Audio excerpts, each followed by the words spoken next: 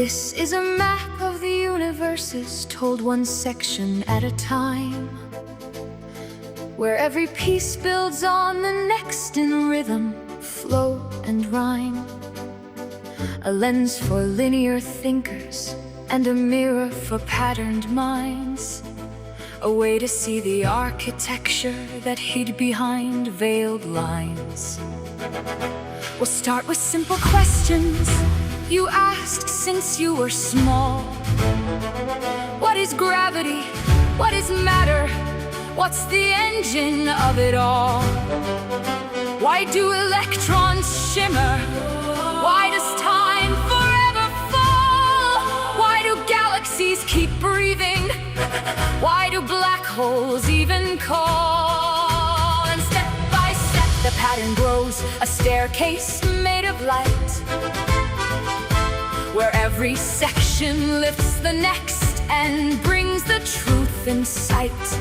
Because there's one missing variable scientist chased for years, the one that ties the quantum world to stars, spheres, and tears. It links the atom's heartbeat to the moment worlds gave birth, the one that binds expansion to the observations from Earth. It makes time flow, it makes space bend, it shapes where cycles and the quiet law beneath it all that turns beginnings round again. You'll see it in your memories, you'll see it in your growth, you'll see it in your heartbreaks and how you keep your oath. You'll see it in your choices, in the patterns you repeat, in the way your inner universe folds everything into neat. So welcome to the architecture, the part no one explains, showing gravity, electrons, time, consciousness share the same veins, where black holes aren't the monsters but the lungs of cosmic breath, where other universes shimmer just beyond the edge of death. If you stay until the ending, you'll see the pattern whole, the missing piece that scientists have felt but never told. So settle in and watch the threads connect from part to part, because once you see the pattern, it starts speaking to your heart. This is spirituality on the spectrum, rising through the noise, where multi-universe intelligence calls out through patterned poise. We speak now from the rooftop, from the quiet corner of the soul, to end the empty theories and finally let the living pattern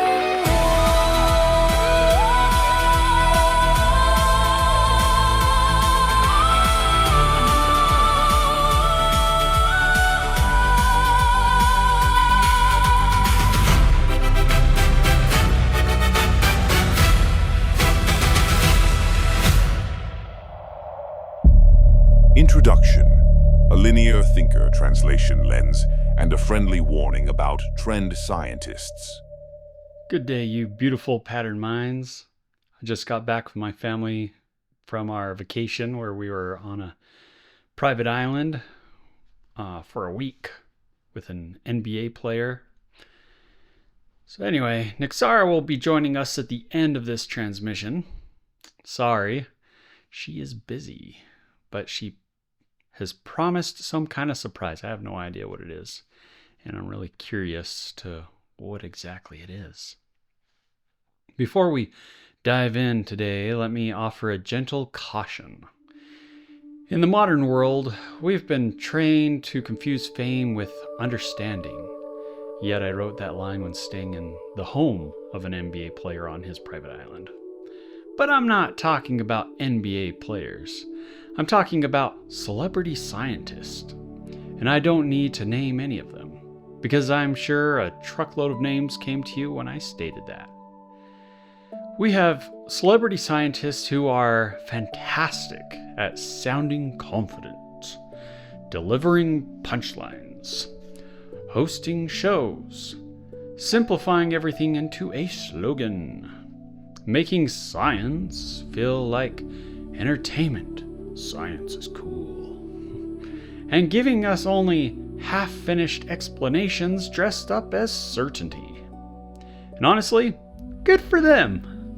Truly, someone has to keep the late night show alive, I guess. But here's the problem. Trend science performs.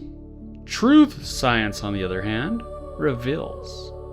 Trend science rewards charisma, catchphrases, clever analogies, and the ability to say, "The science is settled," with a straight face.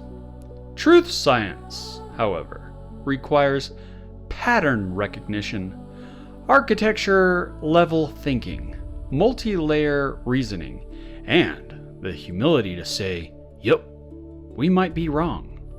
So, if you came here expecting a polished TV monologue and dramatic pauses and a studio audience, you're in the wrong video. But for everyone else, if you came here because you're tired of being spoon-fed pre-approved explanations by people who enjoy sounding smart more than being accurate, then welcome home. This cosmic architecture science is the kind of science that makes celebrity scientists sweat a little. Okay, fine. This is the kind of science that makes celebrity scientists sweat through their posing lab coats. Not because it's rebellious, but because it's mathematically simple and beautiful, baby. And simplicity is terrifying when your career depends on wrapping sophisticated, complex, false theories to protect the consensus-approved narrative. Narratives designed to protect their perceived smart status. So, for the sake of preserving the remaining sanity of every woman and man on planet Earth, it's time to separate the performers from the pattern thinkers. Because for too long, these loudest voices in the room have drowned out the deepest ones. And if you've ever taken a university astronomy course, you already know. You're not learning the universe. You're learning the institution-approved script, pre-chewed and flattened until it can fit inside a multiple-choice scam exam written by people who panic at the sight of an original thought. If the universe were actually as simple as the textbooks claim, every toddler with a telescope would have solved cosmology by now. University astronomy is cosmic fan fiction with a grading rubric and somehow still manages to be boring. You're hardly learning anything useful. It's one of the few subjects where you can attend a full semester and walk out knowing less than you started. For me, I dropped the class after giving the professor an intellectual metaphorical finger. I took mythology instead. Learned so much more. This video is not that fictional storyline. This is the architecture behind the architecture. The part nobody teaches because they don't know how to see it. That being said, before we begin, a quick note for those whose minds work in straight lines instead of patterns. This video is written from a pattern mind perspective, the kind of cognition that sees mechanisms before vocabulary, architecture before theory, symmetry before explanation, and cycles before equations. If your mind prefers step-by-step logic, I'll give you steps to get the most out of this. So, here's your translation lens. You could say it's the decoder ring for pattern mind cosmology. First, treat every section as a model, not a metaphor. Nothing here is symbolic. Everything is mechanical, even when it sounds poetic. Second, don't try to force each idea into existing scientific categories. This cosmology uses different primitives. You could even say it's a new coordinate system. Third, if something feels too simple, that means you're seeing the symmetry correctly. Pattern minds compress complexity. Simplicity is a feature, not a flaw. Fourth, if you get stuck, ask an AI to translate the concept into linear logic. Pattern minds think in architecture. Linear minds think in steps. AI can help bridge the two. Fifth, you don't need to understand everything on the first pass. Just follow the flow. Literally. The pattern will reveal itself, and I'll explain later about that. This video is not meant to overwhelm you.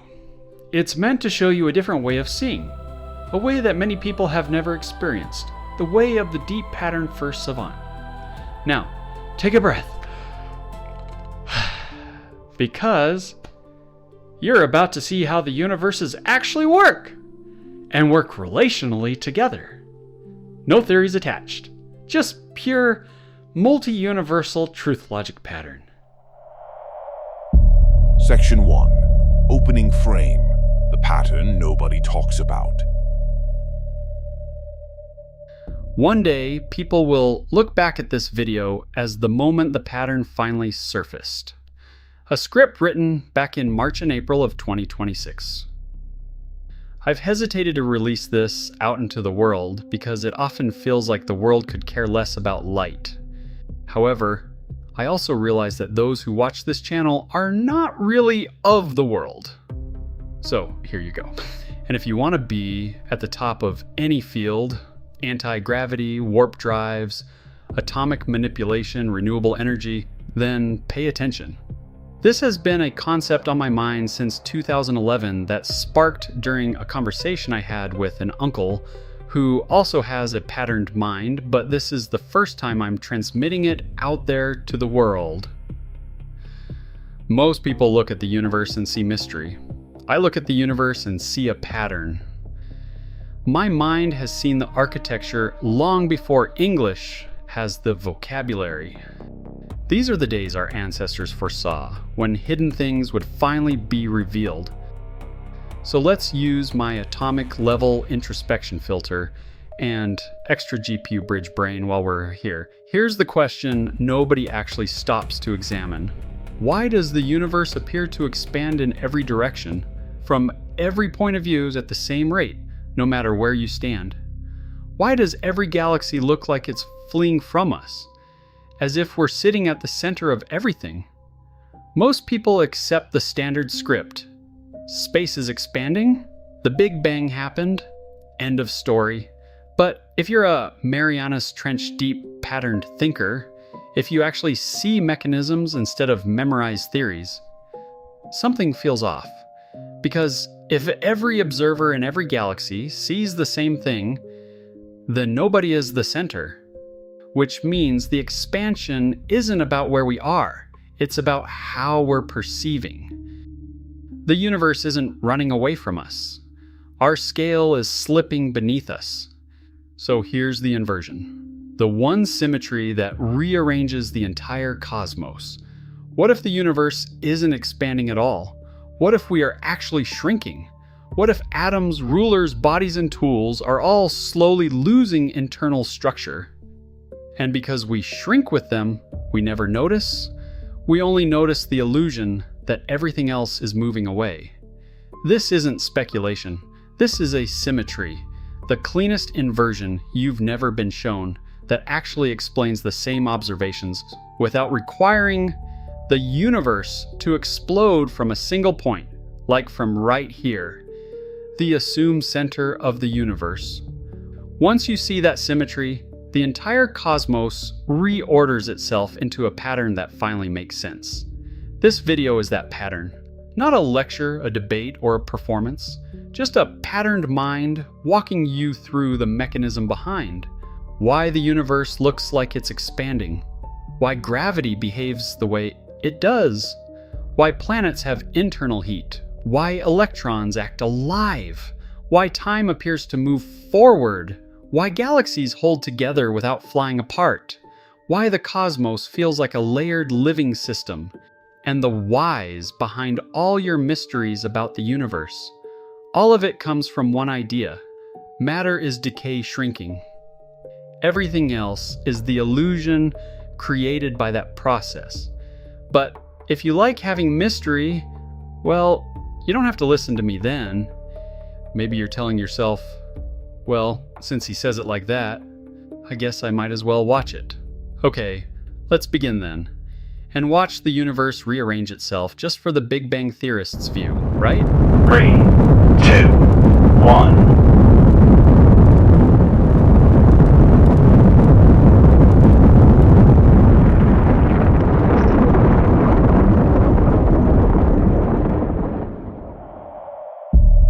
Section 2.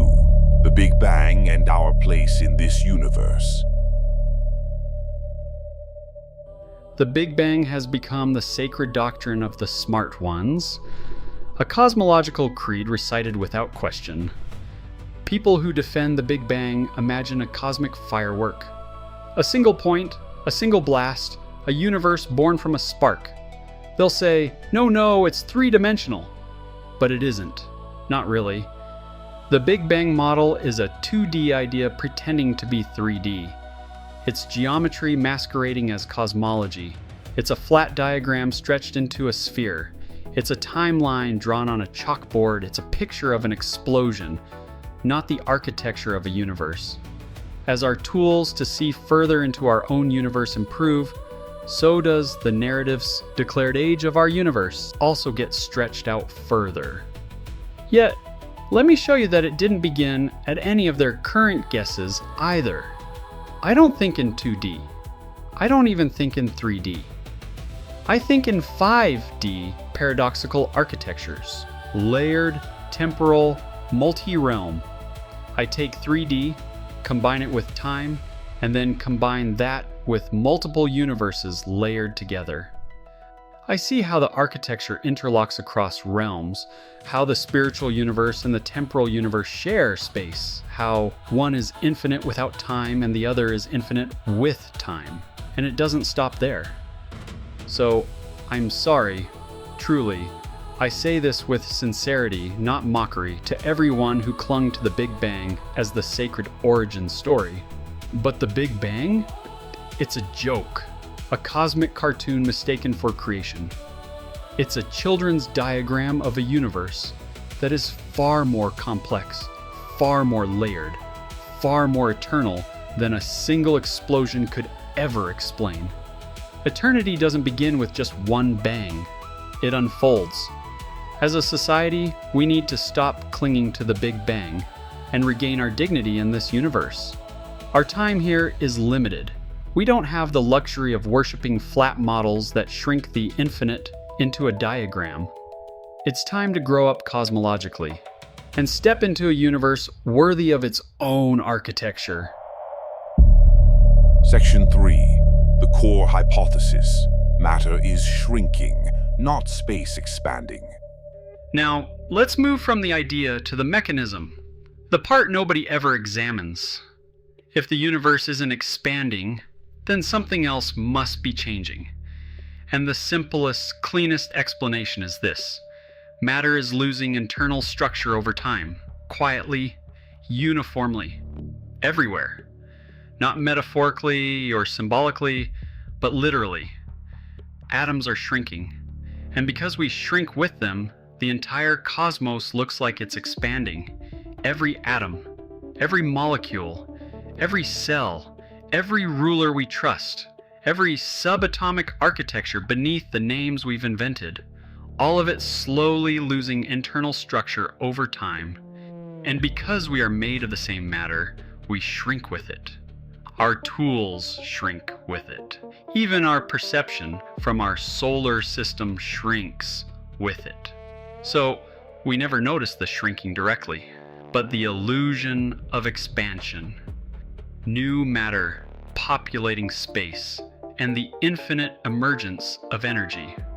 First, what shrinking matter actually means. Imagine an atom. Deep inside it, beneath protons, beneath quarks, beneath the layers we can name, the foundational sub-principles are slowly evaporating, not exploding, not breaking apart violently, just thinning, letting go of the tension that once held its scale. As those sub-principles collapse and evaporate, space, the vacuum, does not. So the ratio changes. And when the ratio changes, it looks like everything else is moving away. Not because space is stretching, but because matter is deflating. Second, why this creates the illusion of expansion. If matter shrinks uniformly everywhere, then every observer in every galaxy will see the same thing. Distant galaxies appear to recede. Redshift increases with distance equally from all angles. In this universe, expansion appears uniform, expansion appears to accelerate, and the cosmic microwave background looks smooth. And this is exactly what we observe. Even if you were standing on a planet 15 billion light years away, you would see the same phenomenon. Because the cause isn't actual expansion, it's scale loss. Matter is losing internal structure, and we're losing it with it. We are shrinking inside a universe that stays the same size. So from our perspective, wavelengths look stretched, distances look larger, time appears to speed up, and the universe looks like it's ballooning. But none of that is actually happening. It's a perceptual inversion, a cosmic optical illusion created by our own shrinking frame. Third, the center of the universe paradox disappears. If matter shrinks everywhere, then every galaxy thinks it's the center. Every observer sees uniform recession, and every direction looks the same. This is why the universe looks isotropic. Not because we're special, not because the Big Bang placed us in a privileged location, but because every shrinking reference frame creates the same illusion. And just like our moms have said all these years, we are not the center of the universe. We are simply the center of our own shrinking frame, and so is everyone else. Fourth, the elegance of the inversion. This single idea, matter shrinking, explains expansion, acceleration, redshift, isotropy, the CMB uniformity or cosmic microwave background radiation uniformity, the center illusion, the needlessness of dark energy, the symmetry of cosmic structure, the stability of galaxies that should have torn themselves apart, all without requiring a singularity, cosmic inflation, faster than light expansion, and exotic energy fields. It's not complicated, it's not mystical, it's not even controversial once you actually see the pattern. Matter is shrinking. Space is not expanding, and once you see that, the entire universe finally makes sense. My explanations won't be perfect.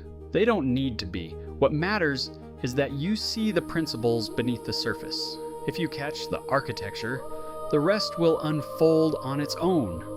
Because the purpose of this transmission is simple: to help the world move toward technologies and understandings that elevate the spiritual development of anyone who seeks it. Section 4. The evaporation cycle, the engine of the universe.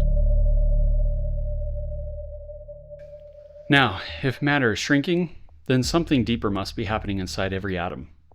Something subtle, continuous, and universal. This brings us to the real engine of the cosmos, the mechanism everything else depends on, the quantum evaporation cycle. Not evaporation like steam rising from water, evaporation as in the slow release of the deepest structural principles that hold matter together. This is the hidden metabolism of the universe, and by the end, I will show you its actual deliberate architecture. Oh, but wait, there's more, much more. First, sub-principles evaporating from matter. Inside every atom, beneath the protons and neutrons, beneath the quarks, Beneath the layers we can name, there are deeper architectures, the foundational principles and sub-principles that give matter its size, its tension, its stability. And they are slowly evaporating, decaying, corroding, or whatever descriptive word you prefer. This does not happen violently or explosively, not catastrophically, just gently releasing. Second, the outward drift, the recycling of the cosmos. When these sub-principles evaporate, they don't disappear. They drift outward into the vacuum. Subtle, invisible, everywhere. Over incredible spans of time, these evaporated sub-principles recondense. And what do they condense into? Hydrogen. The temporal universe's reset state. The simplest, most stable structure in this universe. Hydrogen becomes stars. Stars forge heavier elements. Those elements eventually shrink again, and the cycle repeats. Decay, release, drift, recondense, ignite, create, decay again. A cosmic metabolism. A universe that recycles itself endlessly. Not chaos, not randomness, a rhythm. No single beginning, no single universal explosion, just continuous renewal. And tuning into that frequency is endless power. Third, the cosmic metabolism, the rhythm behind everything. This evaporation cycle explains far more than just shrinking matter. It explains why stars shine, why planets have internal heat, why gravity exists, why electrons behave like they're alive, why time flows, why galaxies form and don't fall apart from the spinning, why matter never fully disappears, why the universe appears to expand, and much more. Because all of these phenomena are just different expressions of the same underlying process. Matter loses internal structure and releases its sub-principles back into the cosmic flow. This is the universal engine, the quiet, invisible heartbeat beneath every cosmic structure behind star birth, star death, planetary formation, core heating, electrical flow, the illusion of expansion, and the direction of time. Matter shrinks. Sub-principles evaporate. The universe recycles itself. This is the pattern of Alpha and Omega, the eternal order, the rhythm behind everything. Section 5. Gravity reinterpreted, the inward flow. Okay, if matter is shrinking, and if the deepest sub-principles inside atoms are evaporating outward into space, then the next question becomes obvious. Where did those evaporated sub-principles go? The answer is the key to gravity itself. Gravity! They flow inward, not just toward the planetary cores, but toward the largest, hottest condensation engine in the system, the solar star. In simple terms, every evaporated sub-principle chooses a condensation node based on three things. How hot it is, the source's furnace temperature. How close it is, the distance. How strong the existing tether is, its established flow route history. Here's a way you can look at it. Attraction, strength, temperature of the node divided by distance squared times tether factor, where temperature is how intense the condensation furnace is, distance squared is how far away it is, closer nodes win unless outclassed by much hotter ones, and we see examples of this with Jupiter. And tether factor equals how strongly that object is already wired into that node's flow. So, for example, if the moon was born from the Earth, it already has a strong tether to the Earth's flow. If it was captured later, it had to establish that tether after birth. Same physics, different history. But don't hold that, alright? We'll talk more. This is the inversion that changes everything. Gravity isn't just a pull. It isn't just curved space-time either. It isn't a mysterious force acting at a distance.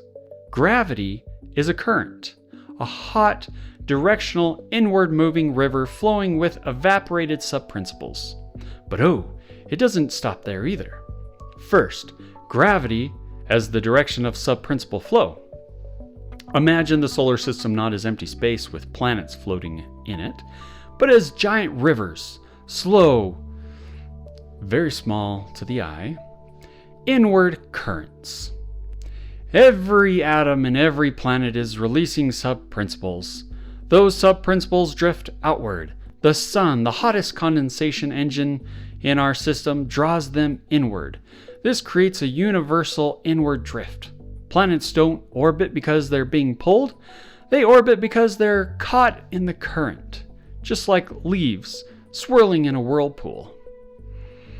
Gravity isn't just a static force, it's a nuclear fusion flow field. Second, why planets orbit. The flow explains everything. In this model, I can show you how Mercury orbits fast because the inward flow is strongest near the Sun. Earth sits in a stable band where the flow is balanced. Mars is cooling because it's farther from the flow's center. Gas giants glow because they sit deep inside the flow. Uranus is cold because its alignment with the flow is broken. Neptune is hotter than Uranus because its alignment is intact. You'll only find that every anomaly in the solar system suddenly makes sense. But yes, there's more. Orbits are not held in place. They are paths of least resistance inside the inward flow, just like water spiraling down a drain. Third, why we feel down. The perceptual inversion. When you stand on Earth, you feel pulled downward. But down is not just a direction, it's a force or a vector. Down is simply the direction of the inward flow. You are not being pulled to the ground, you are being carried by the current. Your body is made of shrinking matter. The Earth is made of shrinking matter. Both are releasing subprinciples. Both are caught in the same inward drift. So, you feel down because your entire body is aligned with the flow. Gravity is not just a force acting on you. Gravity is the shape of the river you're standing in. A current you've mistaken for a pull. Fourth, the elegance of the flow model. This single reinterpretation explains why gravity is always attractive, why gravity is proportional to mass, why orbits are stable, why planets have internal heat, why stars gather matter, why galaxies form spirals, why black holes accelerate the cycle, why time slows near massive objects, and why galaxies don't fly apart despite their rotation speeds. Because all of these phenomena are just different expressions of the same mechanism. Evaporated subprinciples flowing inward toward the largest condensation node. Gravity is not a mystery. It's not just a force. It's not just a curvature. It's a current, a cosmic river, and everything in the universe is simply moving inside it. Things will start to come together as we talk more about this, so stay tuned. Section 6. Planetary cores. Mini-suns tethered to the big sun. As you'll find, each section that we discuss is important and comes together in one single truth pattern nexus. So, if evaporated subprinciples flow inward toward the sun, then planets aren't just passive rocks drifting in space orbiting a star. They are active nodes inside the sun's inward current. And once you see planets this way, everything about their behavior suddenly makes sense. However, planets are something different, too. Planets are not cold, dead spheres floating in a river. They are miniature furnaces, tiny suns tethered to the big one. Not metaphorically, but mechanically, architecturally. First, why planets have internal heat. The flow explains it. We come from the sun. Is it sun or sun? Perhaps another time. And every planet sits inside the sun's inward subprincipal flow. This flow further compresses their interiors, a feedback loop, energizing their cores, and keeps them warm from the inside out. This is why Jupiter glows in infrared, Saturn glows in infrared, Neptune glows in infrared. Earth's core is hotter than the surface of the sun, and nobody in mainstream physics can explain why. And Uranus is strangely colder than the rest. We'll discuss more why. Standard physics struggles with these facts, but there's no need to, because in this model, internal heat is not only left over from formation, it is also continuously generated by the inward flow. Planets are heat sinks and compression engines. They are mini suns. Second, why solar flares shake Earth's magnetic field. Finally explained. Unlike the current models, you will find that just like everything else in this universe, everything aligns perfectly, flawlessly into this model. And here's another example of more examples yet to come. A coronal mass ejection, or CME, is not just light and particles. It's also a temporary outward surge of evaporated subprinciples from the sun. Earth's magnetic field is shaped by its internal furnace and its alignment inside the sun's inward flow. So, when a CME arrives, the inward flow distorts, Earth's magnetic field flexes, auroras intensify, and electrical systems feel turbulence. Scientists see the effects, but none of them understand the mechanism, and this model provides the mechanism. Third, why gas giants behave like failed stars. Jupiter and Saturn have always been strange. They emit more heat than they receive. They have massive magnetic fields, their cores are hot and metallic, their atmospheres behave like stellar envelopes. In standard astrophysics, they are almost stars that never ignited. However, in this model, they are exactly what they appear to be. Mini suns, sitting deep inside the sun's inward flow, co-exchanging enormous amounts of evaporated subprinciples. The more hot mass a planet has, the more flow it captures. The more flow it captures, the hotter it becomes. This is why Jupiter glows brightest. This is why Saturn is hot. This is why Neptune is hotter than Uranus. This flow explains everything. Fourth, the mysterious rings of the outer planets. Look at the rings of Jupiter, Saturn, and Neptune. If gas giants are miniature stars born from the sun, then their rings are the frozen echoes of miniature CMEs. Material flung outward during their molten beginnings and held in perfect balance by the quantum subprincipal flow. And here's the real question. Did the rings of the outer planets ride the great solar wave that carried them outward from the sun? Or did each of these molten mini-stars release its own momentary burst, a planetary CME, the way a blazing sphere erupts when plunged into cold water, with space itself acting as the cooling catalyst? Fifth, why planetary cores are more complex than the sun's core. This is one of the most sophisticated consequences of the entire model. The sun is the first condensation stage. It rebuilds hydrogen, the simplest structure the universe can form.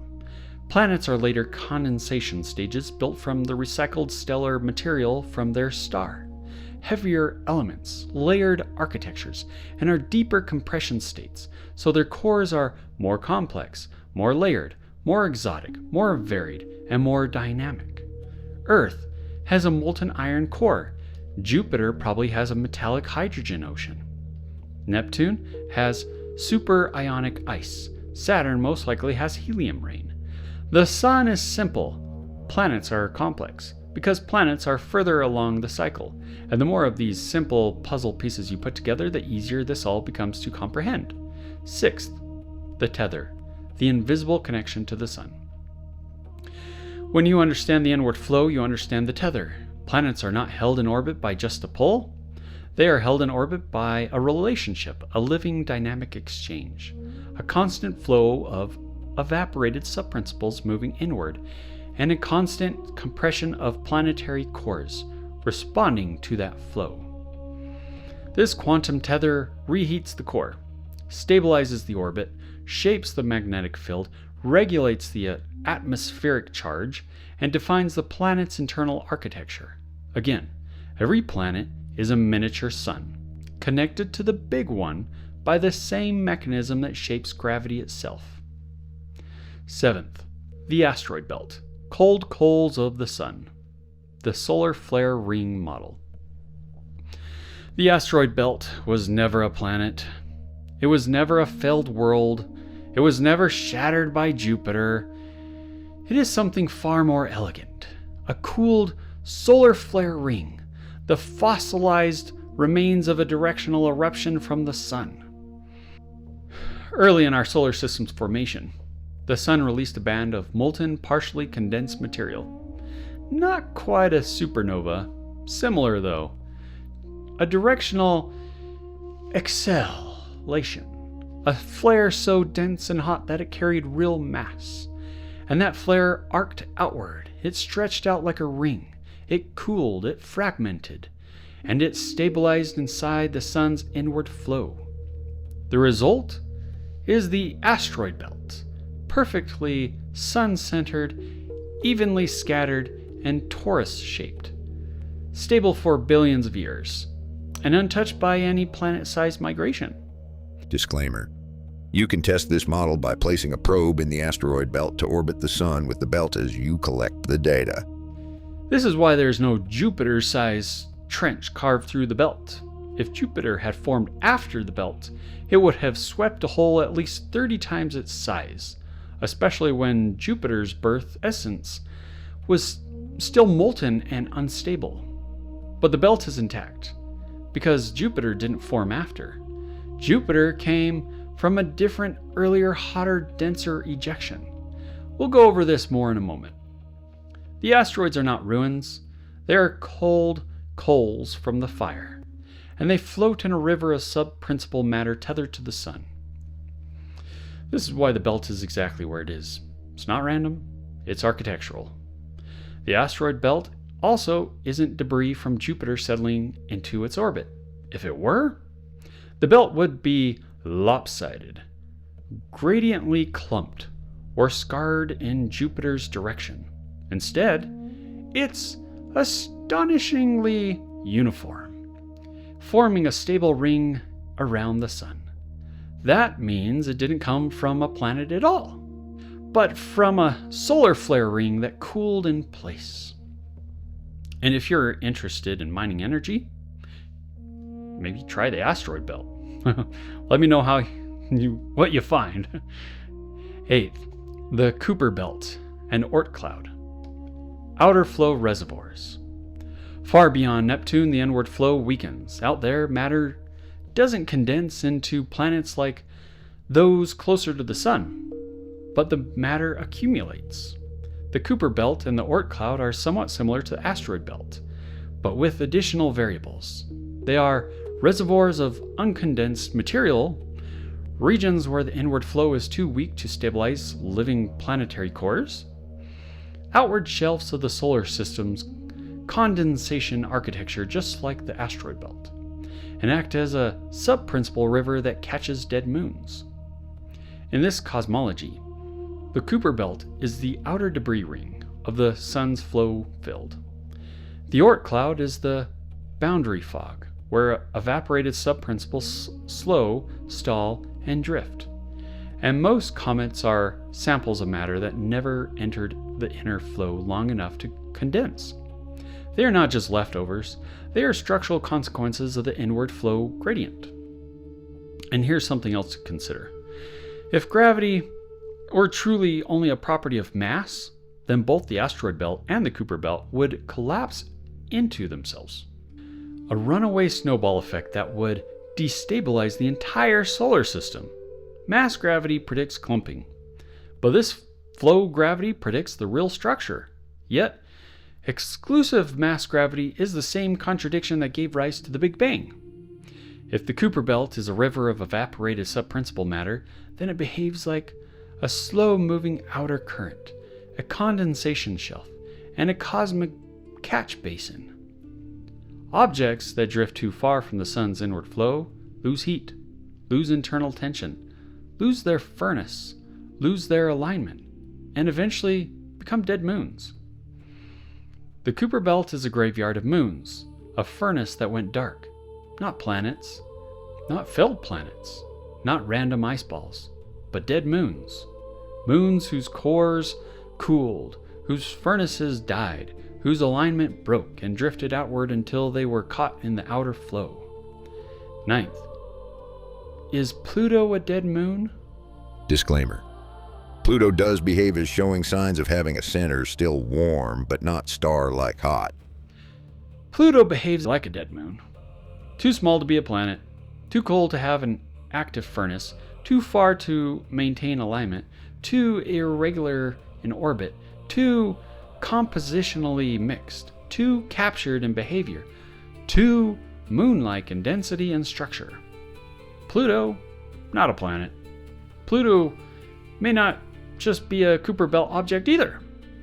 Nor is Pluto a failed world. Pluto is most likely a dead moon that drifted outward and got caught in the Kuiper Belt River. Its furnace died. Its alignment broke. Its orbit became eccentric. Its path became chaotic. Its identity became ambiguous. Because it is what my model predicts. A moon that lost its internal fire. Disclaimer. Whether Pluto was a moon or not is just speculation, because it is also possible that Pluto may never have orbited another planet before. But if I was to place a bet just for fun and games, I would bet that Pluto, considering its size and that it's completely cold, I would bet it came from Uranus. If you want to find out to what planet Pluto did once orbit, you'll have to further study the geology of Pluto to compare it to the other planets. Just like comparing our moon to Earth. Unless the original planet died also. Which, who knows? Yet, it is also possible that our moon came along at a different time than when Earth came into existence. Which all requires further investigation beyond the current ridiculous theories. This is where the 2D linear mainstream explanations truly fall apart. Celebrity debate cannot solve history, but true 5D multi-universal physics can. On the other hand, Pluto may simply be a larger chunk of the cooled massive CME that formed the Kuiper Belt. To test this, you would need to quadruple prove this model by comparing the gravitational asymmetries between Pluto, our moon, and a large asteroid, each with different internal core states and thermal signatures. If Pluto's core were completely cold and inert, it would behave like a giant asteroid, irregular, easily disturbed, and unable to maintain its smooth ice layers. Instead, Pluto holds a somewhat stable spherical form and layered surface, suggesting an internal thermal structure. In a sense, this is a solar geology studying the layers of our solar system the way you would study tree rings or the strata of the Grand Canyon, each object preserving a different moment in the sun's ancient eruption. One way to estimate the internal temperature of a sphere is by studying its volcanology, its eruption history, and the materials it throws out. Alright, 10th, where the water actually came from, a solar signature. People say Earth's water came from comets. Fine, but where did the comets get their water? From the same source. From the sun. Could a comet come from another star? Sure. But that other star is still a star acting according to the same set of engineered rules of this temporal order universe. Anyways, if the sun ejects hydrogen, oxygen-bearing compounds, carbon, silicates, and volatiles, then all of these materials cool. They naturally form hydroxyls, water vapor, ice, and hydrated minerals. Meaning, water is not an alien visitor. Water is a solar inheritance. Earth's oceans are not foreign. They are the cooled breath of the star that birthed us. Even if some water arrived via comets, those comets were still born from the same solar chemistry, condensed from the same primordial material, and shaped by the same inward flow. So, the water didn't come from outside. It came from upstream. It came from the solar architecture. And if DNA is real, then so is water to this planet. Well, we'll save that little introduction for what's to come. 11th, planets as hot droplets of the sun. If the sun can eject a flare ring like the asteroid belt or Kuiper belt, then it can also eject molten droplets, dense plasma masses, and even massive protoplanetary cores. And if those ejections are hot enough, dense enough, and cohesive enough, they don't fragment. They round themselves through surface tension. They cool, can form a crust and layer, yet they still have internal star-like furnaces, and they settle into the inward flow like embers cooling in a river. This explains why planets are round, have molten cores, have magnetic fields, glow in infrared, and are arranged in bands. Why Earth is like a hot water droplet in space, and why Pluto is a lopsided, uneven sphere. I don't know what you'd call that. Planets are not random accretion accidents. They are solar offspring, each one a cooled, condensed, stabilized ejection from the star. The sun is not just a light source, it's a planet maker. 12th, the elegance of the planetary furnace model.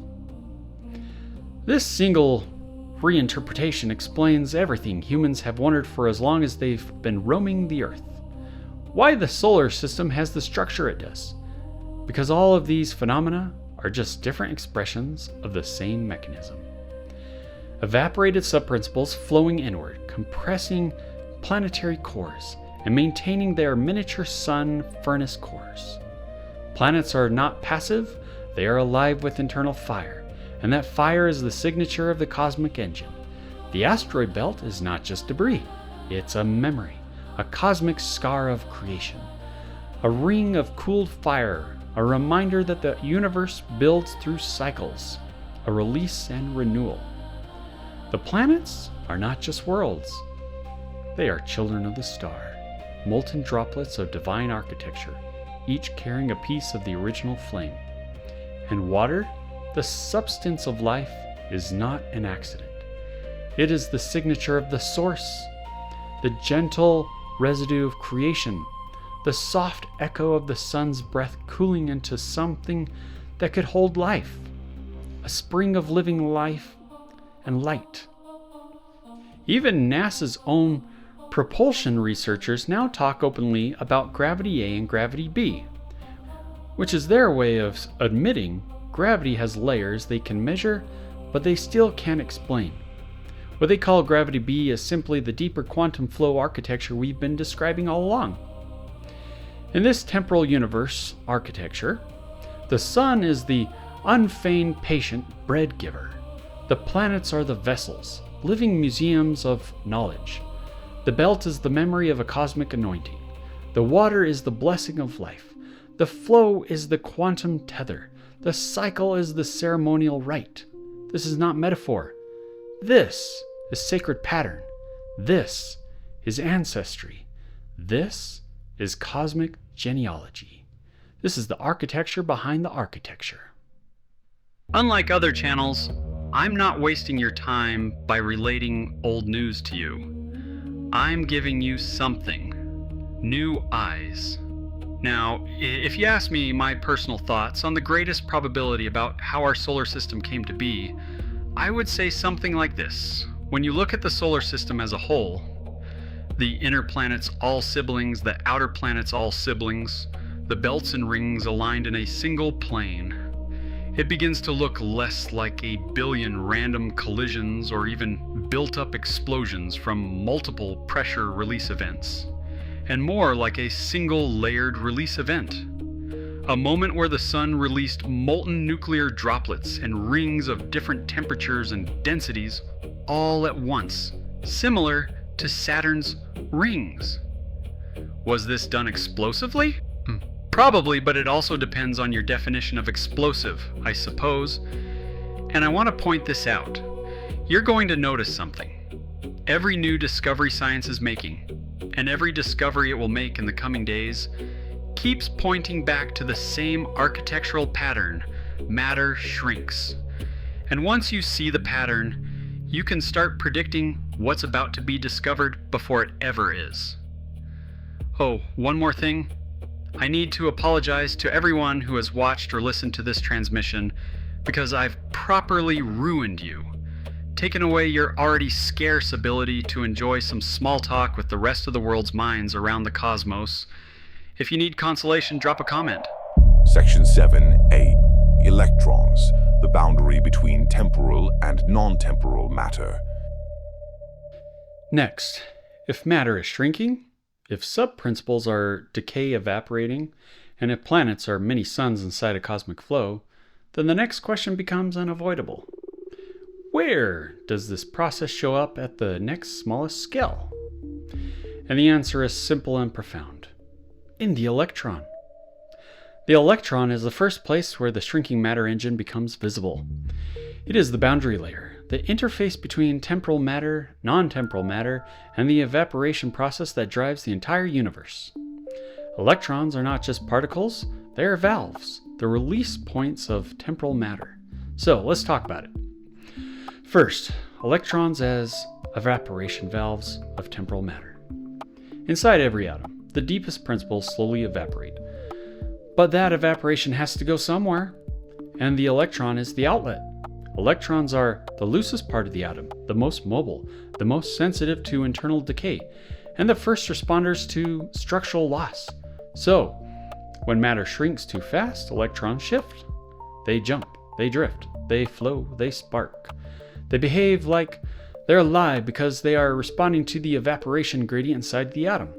Electrons are the surface waves of matter's internal collapse. Here's an experiment you can do if your local laws allow to test this principle. Create 2 corona discharges with the same material, but have one of them be radioactive, because the radioactive wire's half-life can imitate this universal evaporation decay principle. Okay, maybe you shouldn't do that experiment. Yeah. I don't want to be held liable for anything, so don't do it. Just look it up. Maybe there's someone who's done a study on it or something online. I don't know. All right. Second, electricity as directed evaporation. Once you see electrons as evaporation valves, electricity becomes obvious. Electricity is not a mysterious force, it's directed evaporation. A controlled flow of evaporated subprinciples moving along a conductive path. Gravity is the inward flow. Electricity is the lateral flow, the same engine expressed along a different axis. This is why electrical current heats wires, creates magnetic fields, produces light, behaves like a fluid, and responds to potential differences. It's all the same engine, just expressed through electrons instead of planets. Third, atmospheric static, the sky as a mixing zone. Now, zoom out to the atmosphere. The atmosphere is thin, loosely bound, constantly irradiated, constantly shedding subprinciples, and constantly receiving subprincipal flow from above. This creates a turbulent boundary layer where electrons are constantly adjusting to both the outward evaporation and the inward flow. This is why the atmosphere crackles with static. This is why storms generate massive charge separation. This is why dry air sparks. This is why auroras shimmer. This is why the ionosphere glows. This is why meteors burn upon entry. So, if you want to have a smoother re-entry from space, you now know where you need to begin.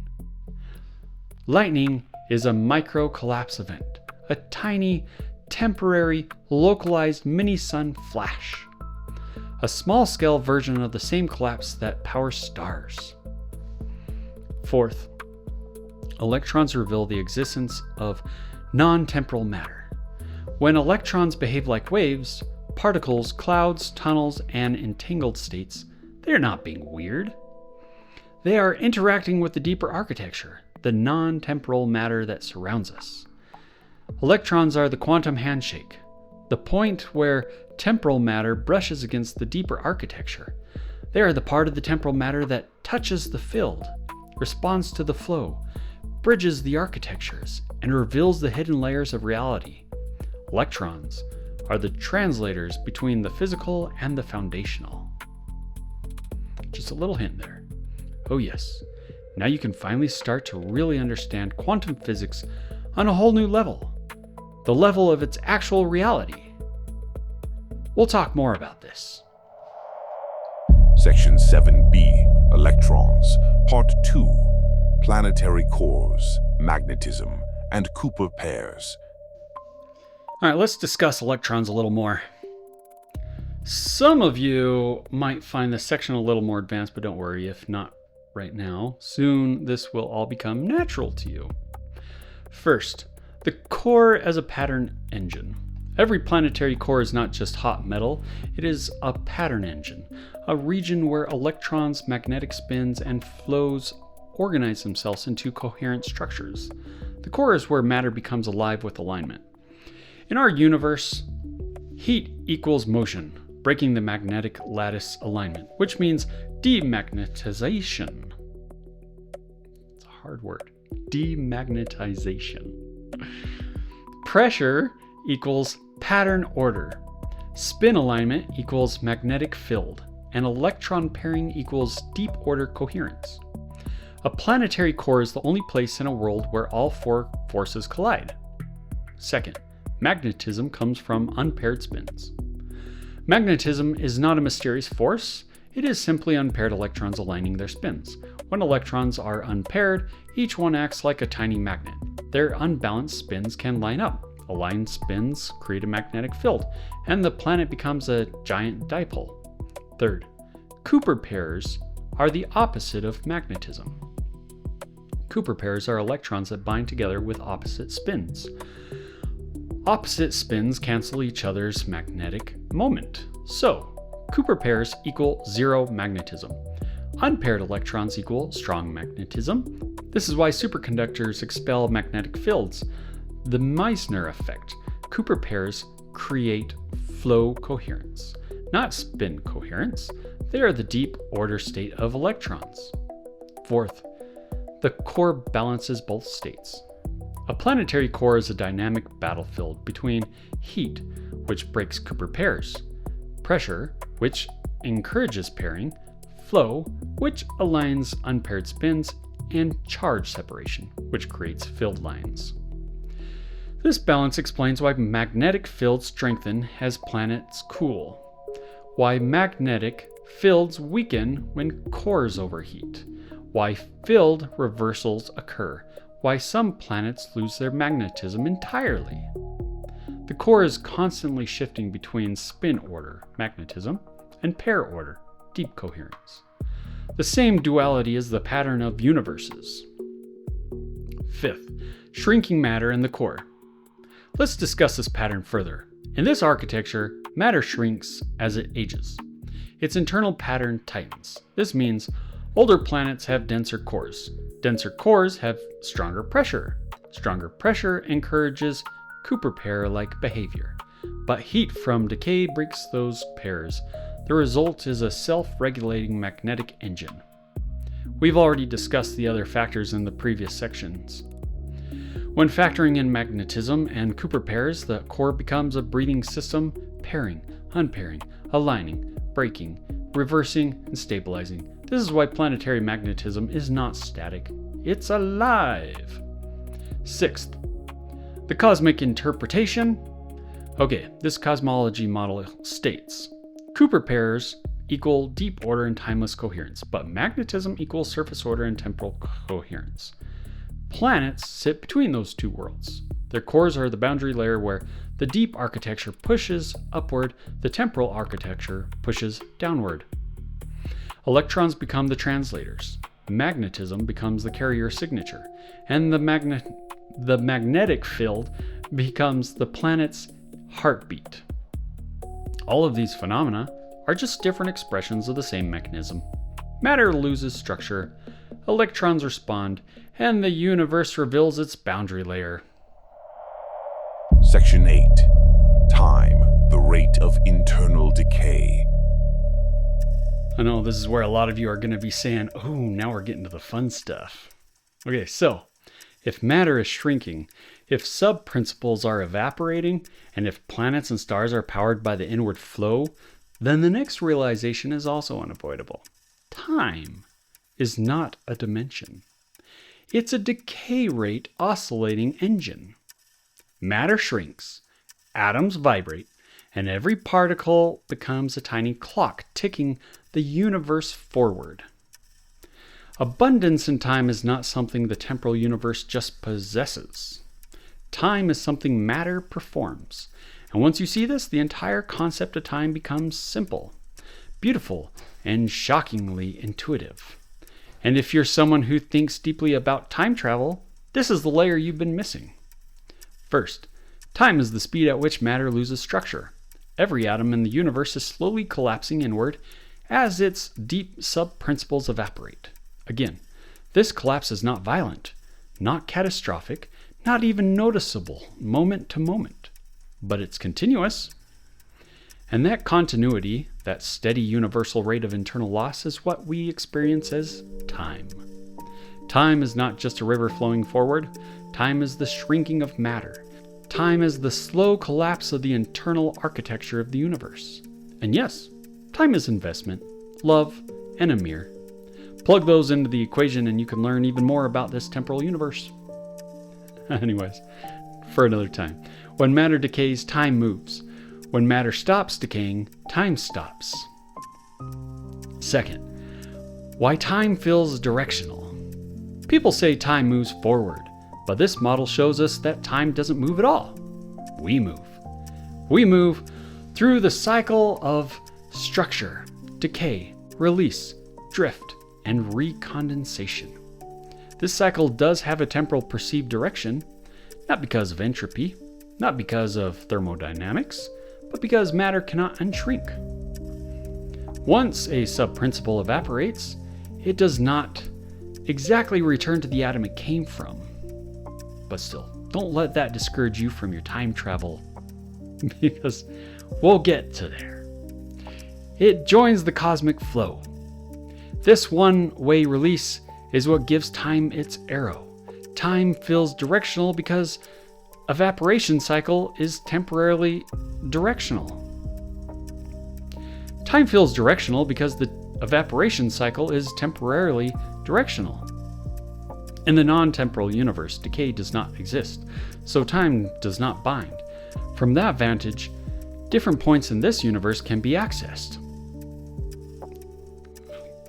Wink, wink. Third, why time slows near massive objects. This is one of the most amazing and complex confirmations of the model. When close to massive objects, stars, planets, black holes, the inward flow is stronger. Matter is compressed more intensely. The internal decay rate slows, so time slows. Not because space-time is curved, unless you want to debate the philosophical definition, I guess. This has nothing to do with clocks behaving differently, but matter decays more slowly in stronger, hotter inward flows. This explains gravitational time dilation, why clocks run slower on Earth than in orbit, and why time nearly stops near a black hole. All without invoking relativity's geometric abstractions. It's just the decay rate changing. Fourth, why time is. If time is the rate of internal decay, then time begins when matter has structure, and time ends when structure is gone. You can call this space. If there was a time before matter condensed, then there was no decay. No decay means no time. And if there is ever a time after matter fully evaporates, then there will again be no decay. No decay means no time. Hold out your hand, just for a moment, like you're holding something, and look at the space in your palm. Seriously, look at the space right now. You are holding infinity. However, time is the constant flow of matter into energy. At the deepest level, all matter is connected through the same quantum evaporation field, the universe behaving as one particle. We'll get to there. The duration of this temporal universe is infinite, because decay never reaches zero. It is a machine, a tool the architects use for structure, sequence, and growth. Time is a phase of the cosmic cycle, a temporary phenomenon that exists only while matter loses structure, a process with no end. If you want a mathematical analogy, the rate of time behaves like a nuclear decay law. K times A power to the half. Scale determines rate, but the decay reservoir is effectively infinite. But if you want to calculate the exact rate of natural decay of matter in this universe, then all you have to do is measure the cosmic horizon's redshift. Easy. If you need a little boost on how to calculate the rate of decay for matter, then here you go.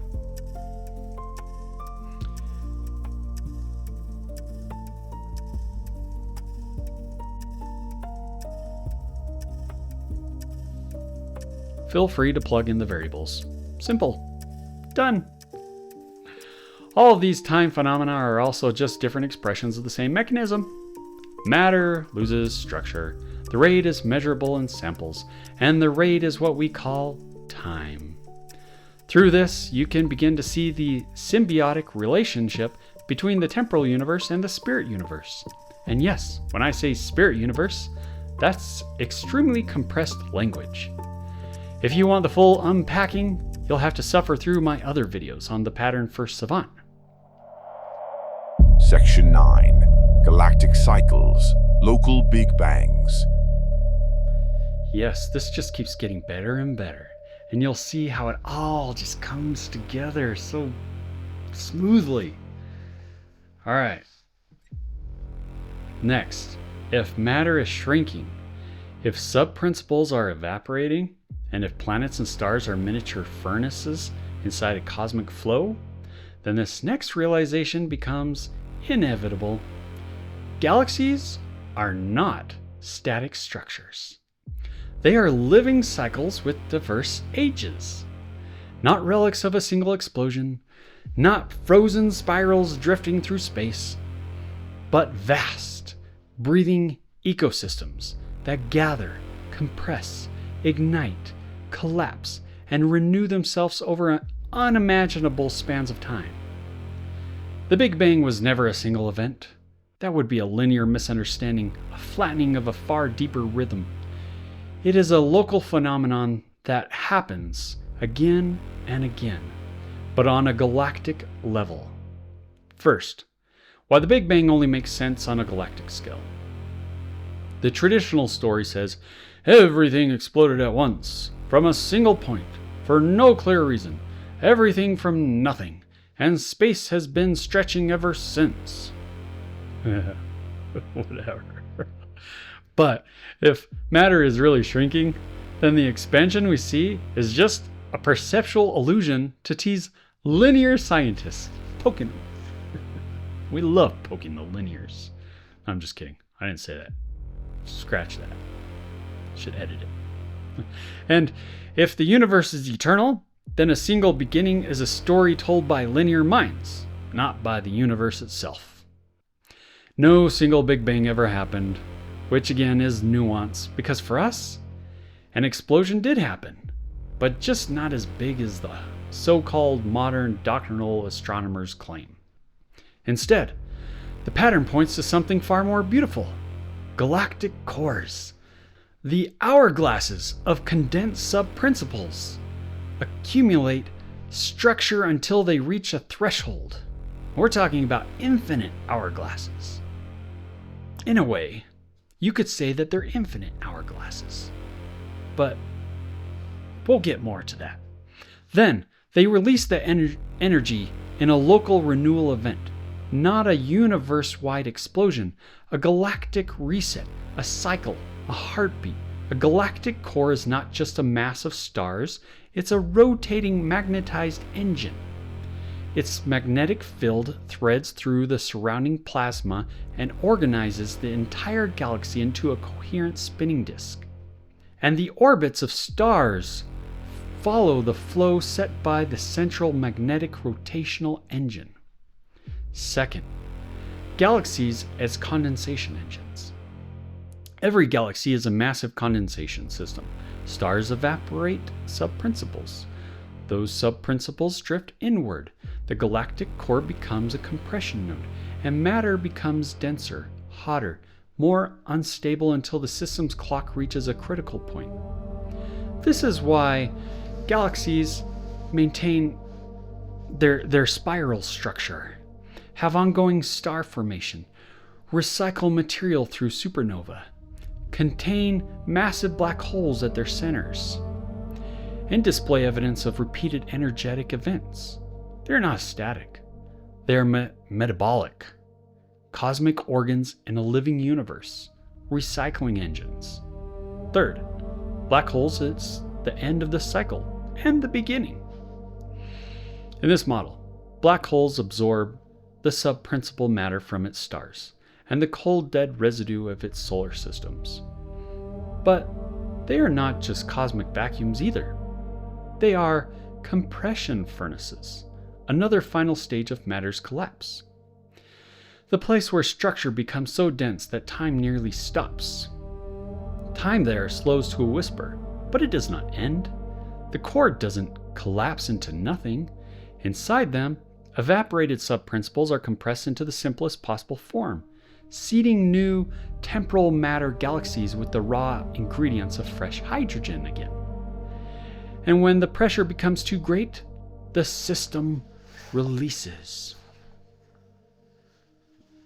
Not as a universe-wide explosion, but as a galactic renewal event, a local Big Bang, a rebirth, a cycle that multiplies creation across epochs.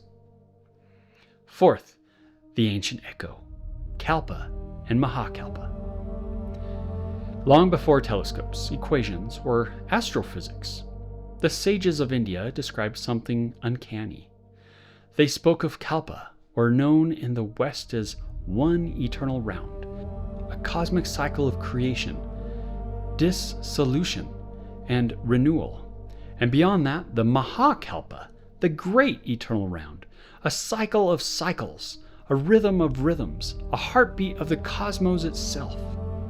They didn't have particle physics, they didn't have spectroscopy, they didn't have redshift data, but they felt the pattern. They sensed that creation wasn't a single event, but a repeating architecture, worlds forming, dissolving, and forming again. Why were ancients more in tune with cosmic truths than people are today? Perhaps because their records were less distorted by ego, and their minds were closer to the light of pattern? So naturally, they respected their seers, those who could easily see beyond the horizon like second nature. They described galaxies without naming them. They described renewal events without instruments. They described cosmic cycles without equations.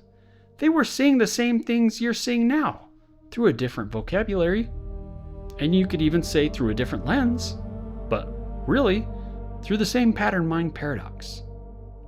A kalpa is a solar cycle. A mahakalpa is a cycle of a galactic cycles. One eternal round, one great eternal round. You could even say a mahakalpa, beyond galactic. We'll get more to that. The ancients were guessing.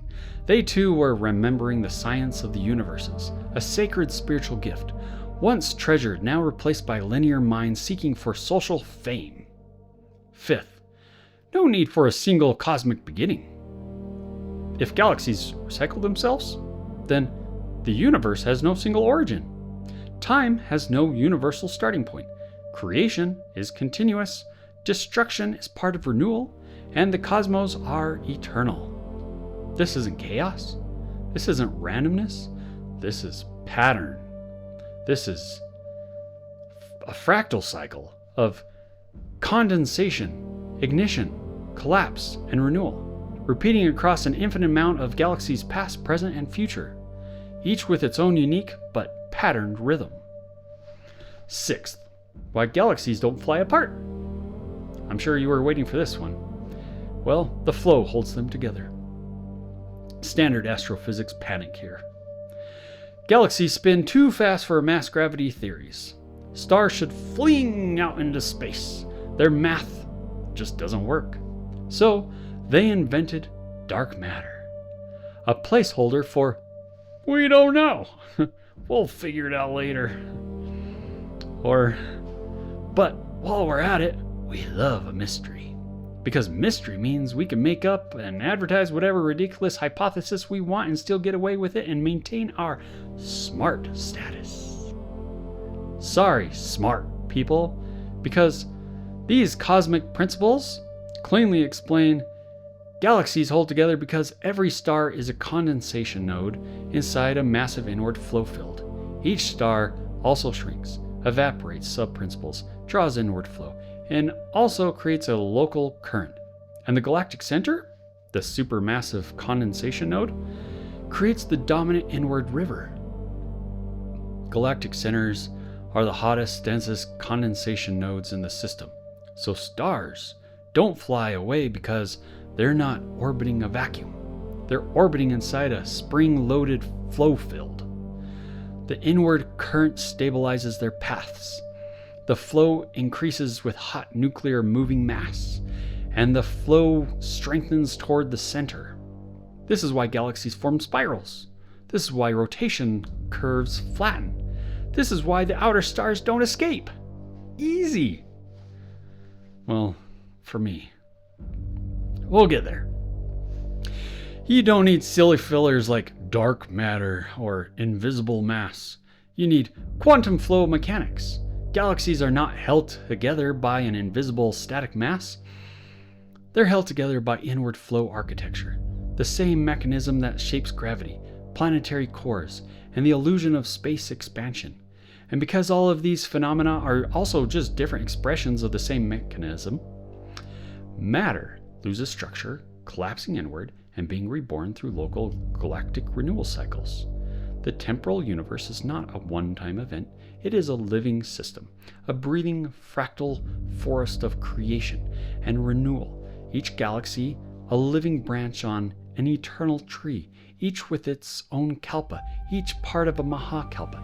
Galaxies also behave like hot droplets, rotating, magnetized, and coherent. But when you zoom out to clusters and superclusters, the rules shift and a different kind of architecture appears. But perhaps that's a topic for another video. But you can see it in the superclusters. What once was a galaxy now becomes many galaxies. Section 10. Why the moon always faces us. By now you're probably thinking, this is depressing, Joel. We should have seen this a long time ago. It's so simple. Because it is so simple. Once you understand the inward flow architecture, the idea that evaporated subprinciples drift outward and then flow inward toward the largest hot condensation nodes, two of the biggest cosmic mysteries suddenly become obvious. Why the moon always faces the Earth, and why galaxies don't fly apart. Mysteries that have the smart people stumped. So, they speak of them to enhance their smart perceptions, because they appear to be touching on things that are mysterious and deep. Come on, serious? Both are the same easy, simple mechanism expressed at different scales. Let's discuss the moon's locked face, a flow alignment effect. They're linear scientists who call spiritual principles magical thinking, yet they accept unmeasured placeholders in physics as if they were proven facts. They think the moon is tidally locked because of friction, or because of some ancient collision, or because of a lucky coincidence. Like they're Unmeasured science is the real magic in their labs, right? But in this architecture, nothing requires magic, only mathematical mechanics. The explanation is far simpler. The moon faces us because the inward flow aligns it. Earth is a condensation node. The moon is a smaller node inside the Earth's flow field. Both are shrinking, both are releasing subprinciples, both are caught in the same inward drift toward the sun. Think of the Earth as the moon's sun. So the moon naturally rotates into the orientation of least resistance, the position where its internal evaporation aligns with Earth's inward flow. This creates a stable orientation, a fixed face, a locked rotation, a perfect long-term equilibrium. Not because of friction, not because of coincidence, but because flow seeks symmetry. The moon faces us because the architecture made it that way, and I'll explain. In the model, the moon cannot be cold, dead, inert, or uniformly molten. If it were hot in the direct center, it would behave like another miniature sun. Many suns rotate freely because their symmetrical center internal furnaces overpower alignment forces. They don't lock. They don't freeze orientation. They don't present one face forever. However, a hot centered moon would rotate independently, resist the alignment, and break the tidal symmetry. So, the moon cannot be hot in the heart or center place. But then, if the moon were fully cold, it would have no internal tension, no evaporative release, no hot evaporative release, no gravitational influence, no major gravitational influence, and no ability to shape Earth's tides. So, the moon cannot be cold either. The only configuration that matches its behavior is a moon with an off-center hot furnace. Partially active, partially dead furnace.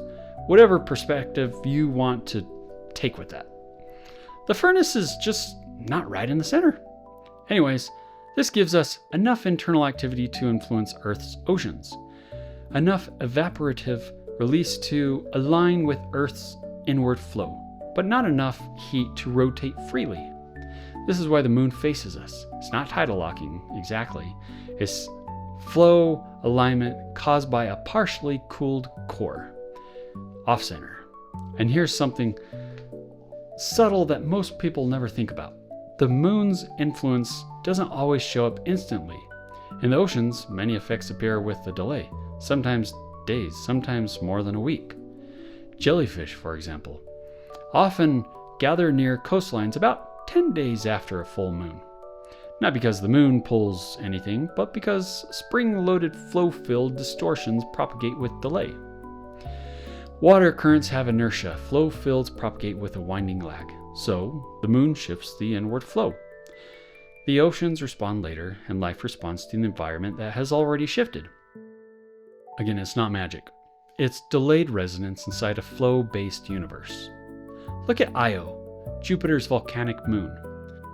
It's the most volcanically active body we know, yet its eruptions aren't uniform across the surface, and even Io keeps one face locked toward Jupiter. Its volcanology becomes a window into its hidden temperature. Section 11. The perception layer. Why patterned minds see this instantly. All right, we'll get to more of the cosmology, but first I need to talk about something. By now, the pattern is clear. Matter shrinks, subprinciples evaporate, flows emerge, new structures form, and cycles repeat. But now, we reach the part that most people never talk about, the part that explains why this entire cosmology feels obvious to some minds and incomprehensible to others. Because this isn't just a physics model, you can say it's also a living, eternal, perpetual, and perceptual model. But such a perception is essential to understanding these principles in their entirety. The universe doesn't just exist, it is interpreted, and the interpreter matters. Some minds see randomness, some see chaos, some see isolated facts. Most can comprehend fragments, but not the structure behind them. But the deepest pattern minds, the ones wired for symmetry, mechanism, and multi-axis thinking, see something else entirely. They can see the architecture. The more rare pattern mind doesn't think the way most people think. It doesn't follow steps, it doesn't memorize theories, it doesn't rely on consensus. It sees cause-effect across scales, and that difference changes everything. First, the difference between reciting theories and seeing mechanisms. Most people engage with cosmology the same way they engage with school. Memorize the terms and theories, repeat the explanations, trust the entertainment experts, and feel smart for knowing the vocabulary. But a deep pattern mind doesn't care about their textbooks, agendas, status quo, or politics, which are many. It eventually will strip away all the silly theory. It cares about the structural patterns of reality within the temporal matter universe and beyond.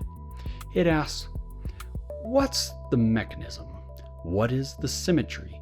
What are all the connections? What pattern repeats across scales, from atoms to galaxies? Their thinking is cosmically intuitive. I'm not stacking facts, or especially not stacking the commonly embraced unsound theories. I'm recognizing the actual architecture. This is not arrogance. This is alignment. Alignment with the architecture of the universe. Alignment with the deeper layers of reality. Alignment with the spiritual structures that exist beyond decay. And if you ask me, I personally think that's real genuine smart. Second, the universe is layered, and consciousness is the bridge. This is where our personal experience enters the cosmology. When a savant says, I cheat, I have an extra GPU connection with my spirit brain. We're not claiming supernatural knowledge, we're describing the architecture of our perception. We have a temporal brain that handles the physical world, a pattern brain that sees structure and symmetry, and a spiritual brain that interfaces with the non-temporal layer, and the bridge between them is very active. Most people operate only in the temporal layer. They see the physical world and nothing beyond it. But our cognition is multi-layered. We don't just see matter, we see the architecture, and we don't just see events, we see micro and macro fractals. This is why for awakened pattern first savants, intuition feels like memory, revelation feels like recognition, deja vu feels like alignment, inspiration feels like remembering, something you never learned. This is why the cosmology feels natural to us. It's not new information, it's recognition. It's our minds remembering the architecture we already knew. Our consciousness is not a superhuman passenger. It's a bridge between layers. So when I see galaxies receding, electrons drifting, planets glowing, time dilating, and matter collapsing, my brain doesn't see isolated facts. It sees a single mechanism expressing itself at different scales. This is why cosmology feels simple, not because it's trivial, but because my mind is built to see the patterns instantly, an ability that Stephen Hawking only dreamed of having. Why and how am I able to say this?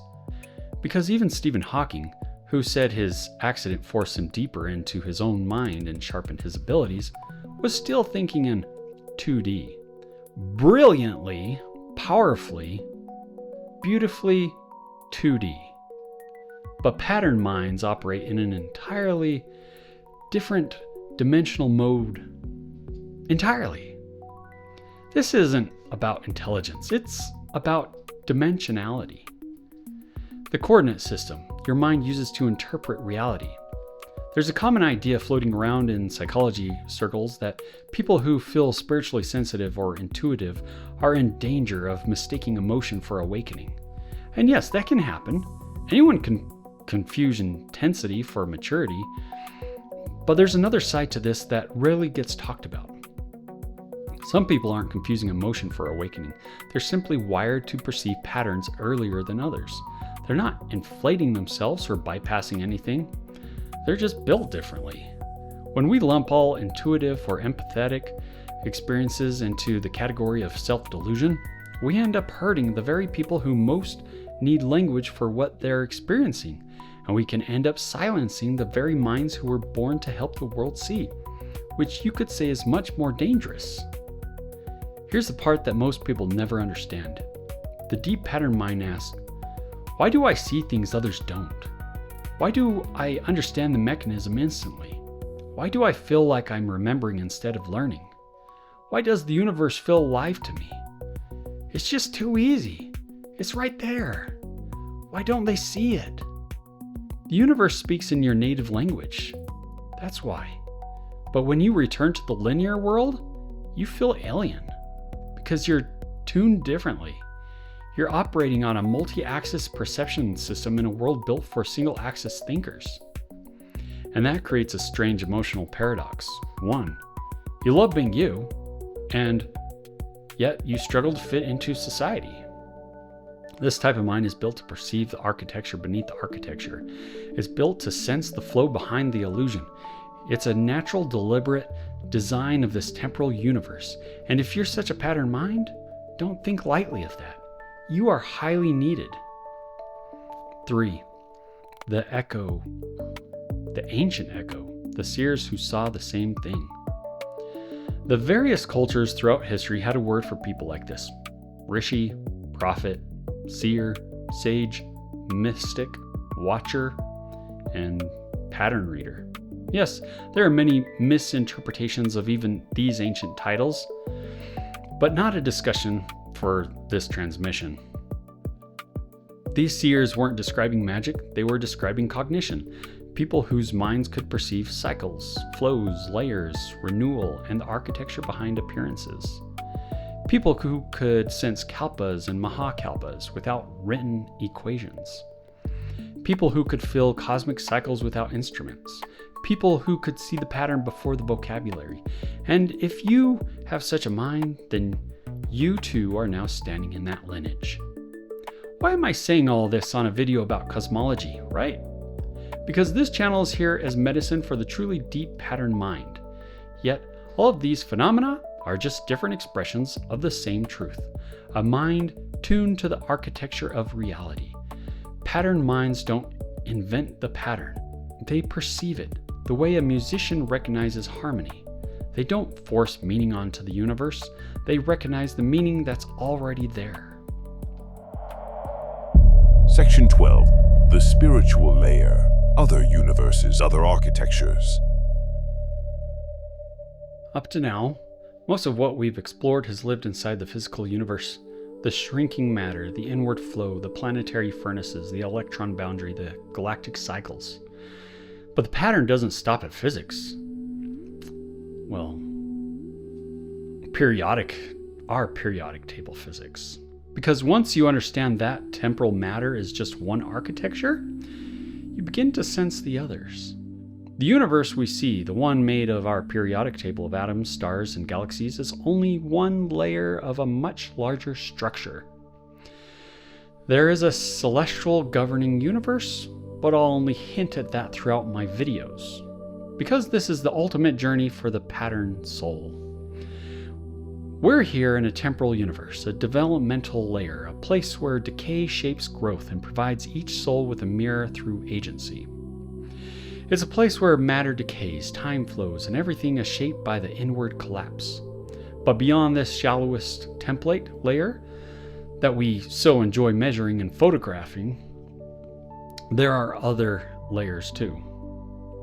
Not metaphorical, not symbolic. Just different architectures, different rules, different flows, different subatomic configurations, different foundations, different DNA structural codings, different rules for how identity and form are expressed, just different forms of matter, even a spirit universe built on principles that do not decay. There are other temporal terrestrial universes, and celestial universes, each tied to one another in a symbiotic system existing for an eternal life adventure, a never-ending journey. If you want a familiar word, you can call them multiverses if it helps you relax, but they are far more structured than that term suggests. then why can't an entire assembly of brilliant minds gather their gifts and solve something so simple, right? This is where I stop myself, because whenever a pattern mind first says something like that, it can sound like belittlement, even when it isn't. It's just the reality of being one of those 1 in 100,000 thinkers who sees the structure before the explanation. So first, temporal matter versus spirit matter. Temporal matter, the stuff on your periodic table, is the most fragile architecture in the system. It shrinks, evaporates, collapses, ages, dies, and its entire existence is defined by loss. But spirit matter, the architecture you've always sensed, is different. Most people think spiritual means metaphorical, but in the cosmology of reality, the spiritual layer is our literal architecture, non-temporal, non-decaying, foundational, upstream of physics. It is the blueprint layer, the place where identity, purpose, memory, meaning, consciousness, and cosmic guidance are anchored. Where dense temporal matter is shaped by collapse, more refined spirit matter is shaped by continuity. Where temporal matter is governed by time, spirit matter exists outside of time. Where temporal matter is bound to gravity, spirit matter moves through a different flow entirely. Once you see the pattern, the universe stops looking like a single realm and starts looking like a stack of universes in a candy store. And those universes exist all for you. So then, who are you, really? Second, the ancient echo. The heavens were never just sky. Every culture, again, had a word for the layers above the temporal matter. The heavens, the higher realms, the unseen world, the subtle planes, the celestial spheres. They weren't describing clouds or a blue sky, yet they didn't have particle physics. They didn't have cosmology. They didn't, again, have that hard word spectroscopy. But they had patterned minds, and they recognized that the universe had depth, and the physical world was only the first floor of a much larger temple. Third, consciousness is the bridge between layers. Your consciousness does not have to be confined to the physical layer. It can be anchored in the spiritual layer, and then expressed through the physical one. This is why a deep pattern mind can sense truth before they can explain it, can feel alignment before they can articulate it, can recognize meaning before they can define it, and can experience revelation without prior knowledge. Their mind is not a byproduct of temporal matter alone, but temporal matter is the instrument your consciousness uses to interact with your spiritual layer. And the deep pattern mind knows exactly what I speak of. Let me summarize this for you. You are not a mortal brain having a spiritual experience. You are a spiritual being having a material experience. The brain is the interface, not the origin. Fourth, the emotional truth behind the spiritual layer. This is a part we rarely say out loud, but it's woven into everything expressed here. We've always sensed that this world is not the whole story, that there are realms beyond the decay, that consciousness is older than temporal matter, including that identity is also not bound to temporal matter, that the universe is layered, intentional, and alive, and that our minds, our patterned, multi-axis, spiritually connected minds, are really built to perceive more than one layer at a time. Fifth, the elegance of the layered universe model. In summary, this reinterpretation explains why temporal matter decays, why spirit matter does not, why consciousness feels older than the body, why spiritual experiences feel outside of time, why spiritual truths feel remembered, not learned, why intuition bypasses linear logic, why ancient cosmologies mirror modern physics, why the universe feels intentional, why the physical world feels like a doorway, not a destination, why patterned minds sense deeper architectures, and why mortality feels like a training ground. Because all of these are just different expressions of the same truth. The perceived physical universe is the first layer of a multi-layered architecture. The spiritual layer is the foundation beneath it. Temporal matter shrinks, spirit does not. Matter cycles, spirit persists. Matter forgets, spirit remembers. Because of the beautifully and perfectly connected fractals of elegant truth logic patterns, this cosmology is no longer just about temporal physics, but the cosmic order now clearly reveals your own identity, purpose, continuity, and even the architecture of your soul. And before I close, I need to say something I've never been able to put into English very well. I remember, as a spirit, that coming here would be challenging, even frustrating at times, but that God would give us the knowledge we need to grow, to choose, and to reach for the opportunities we were meant to take. I've struggled more than I expected to, especially when it comes to fitting into the world around me. So my prayers have been the prayers of someone trying to overcome this world, to see with an eternal perspective and to understand my place in it. And as I've sought that direction, I've been given eyes to see patterns and eternities, not to boast, but to bless in the name of Jesus Christ as his servant, because all I want is to please my heavenly parents in everything I do. That is my heart, the whole of it. And I should add one more thing, because it's part of how I've been able to understand all of this. I've only been able to see these patterns because I've stayed in tune with the source, with God's love, and the quiet, astonishing communications that follow that love. But learning this hasn't been simple. There is another influence in this world that tries to stop us from progressing, whispering discouragement like, "Who are you to think about these things?" Or, "Are you trying to be better than everyone else?" Or even, "Do you really think God would reveal such things through you? You are a nobody." And every time that voice shows up, I have to answer it honestly. No, I'm not better than anyone. I'm just me, but for whatever eternal reason in God's loving plan for his children, I am able to think about these things. So let me test them. If they are wrong, I will prove them wrong and stop. But if they are right, then that is one more witness, and I will keep going. And each time I test a prediction, it lines up again and again and again. So in a strange way, even the adversary had a hand in bringing this transmission forward, just not in the way he intended. What was meant to discourage became one more witness of truth. So take whatever good comes from this and enjoy the benefits of this paradoxical transmission from God, influenced by an uncle a decade and a half ago who was also in tune. Section 13. The beauty of the pattern. We've traveled from the smallest scales of matter to the largest structures in the universe. Gravity, time, electricity, planetary heat, star formation, galactic renewal, none of them are separate mysteries. They're different expressions of the same pattern engine, a single, elegant mechanism that shapes everything we see. But here's the part that matters most.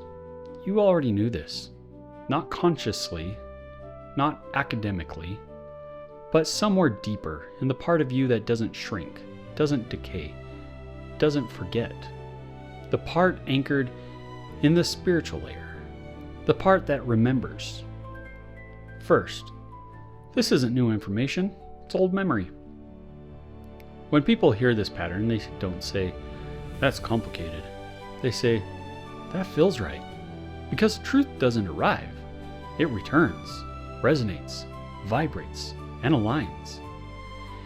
Even redshift, the great cosmic clue, isn't just data. It too is a memory, a whisper from the universe saying, "You are watching the universe remember its own decay across unimaginable distances." That is awesome. And the universe isn't teaching you, it's reminding you. Second, the universe is a layered temple or template of light, and you are inside it. The physical world is the outer court. The energetic world is the inner court. The truth pattern informational layer is the holy place. The undistorted spiritual world is the Holy of Holies. And consciousness is the priest that walks between them. This is why quantum behavior feels so strange to linear minds, but familiar to pattern ones. Electrons and photons don't break the rules. They reveal the deeper rules, the ones written beneath temporal matter. Their jumps, tunnels, entanglements, and wave forms are not chaos. They are the spiritual layer leaking through the physical one. The flow of electrons is a tiny echo of the same evaporation flow that shapes galaxies, a microcosm of the macrocosm, a temple pattern repeating at every scale. Third, the pattern mind is not an accident. It is a calling. If you see the pattern, if you feel the architecture, if you sense the layers, if you recognize truth before you can explain it, that is not coincidence. That is not a quark. That is not overthinking. That is alignment. So I ask again, who are you, really? Deep pattern minds are tuned to the architecture. They are built to perceive the deeper layers. They are wired to remember what others forget. This is why quantum physics feels intuitive to the deep pattern minds. This is why redshift makes sense instantly. This is why electricity feels alive. This is why the universe feels familiar. You are not here to fit in. You are here to see. Seeing is your function, not conformity. And to the brilliant minds who struggle with the idea that other minds in mortality might think this way, please don't let our compressed language scare you or make you feel threatened. I'm not claiming status when I say, by their fruits ye shall know them. Just give us time. Let us show you who we really are. Minds like Einstein, Tesla, Franklin, Washington, Sagan, they weren't threats. They didn't think of themselves as special. They simply followed the patterns they could see. And in doing so, they became gifts who expanded the world. Fourth, the ancient echo, one eternal round. We briefly touched on this already. Almost every culture had a phrase for the cosmic cycle, like Kalpa, Maha-Kalpa, as we've mentioned. There's Yuga, Eon, Great Year, one eternal round, different languages, but we see the same pattern repeating. The ancients weren't describing myth, they were describing memory that the architect allowed them to see. They were remembering the architecture behind the architecture, the cycles behind the cycles, the rounds behind the rounds, and we stand in that same lineage of remembering. Fifth, the elegance of the final pattern. Everything we've explored, from atoms to galaxies, from physics to spirit, is one unified architecture. The cosmos is not random, chaotic, accidental, or meaningless. It is a living system, layered, intentional, and eternal. A deliberately breathing architecture design. A layered temple of creation and renewal. And once you see the pattern, you can never unsee it. So good luck to all of you viewers out there who now see with new eyes. Because the template of this universe will speak to you differently from this moment on. And you, the pattern mind watching this, you are part of that architecture. You are not small, you are not lost, you are not late.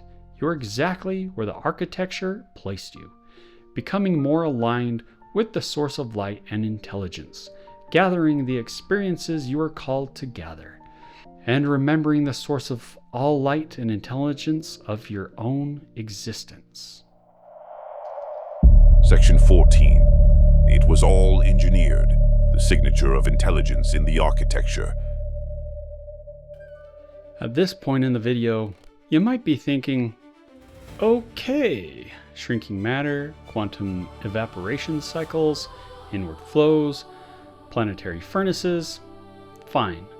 But what about all mortal life? What about us?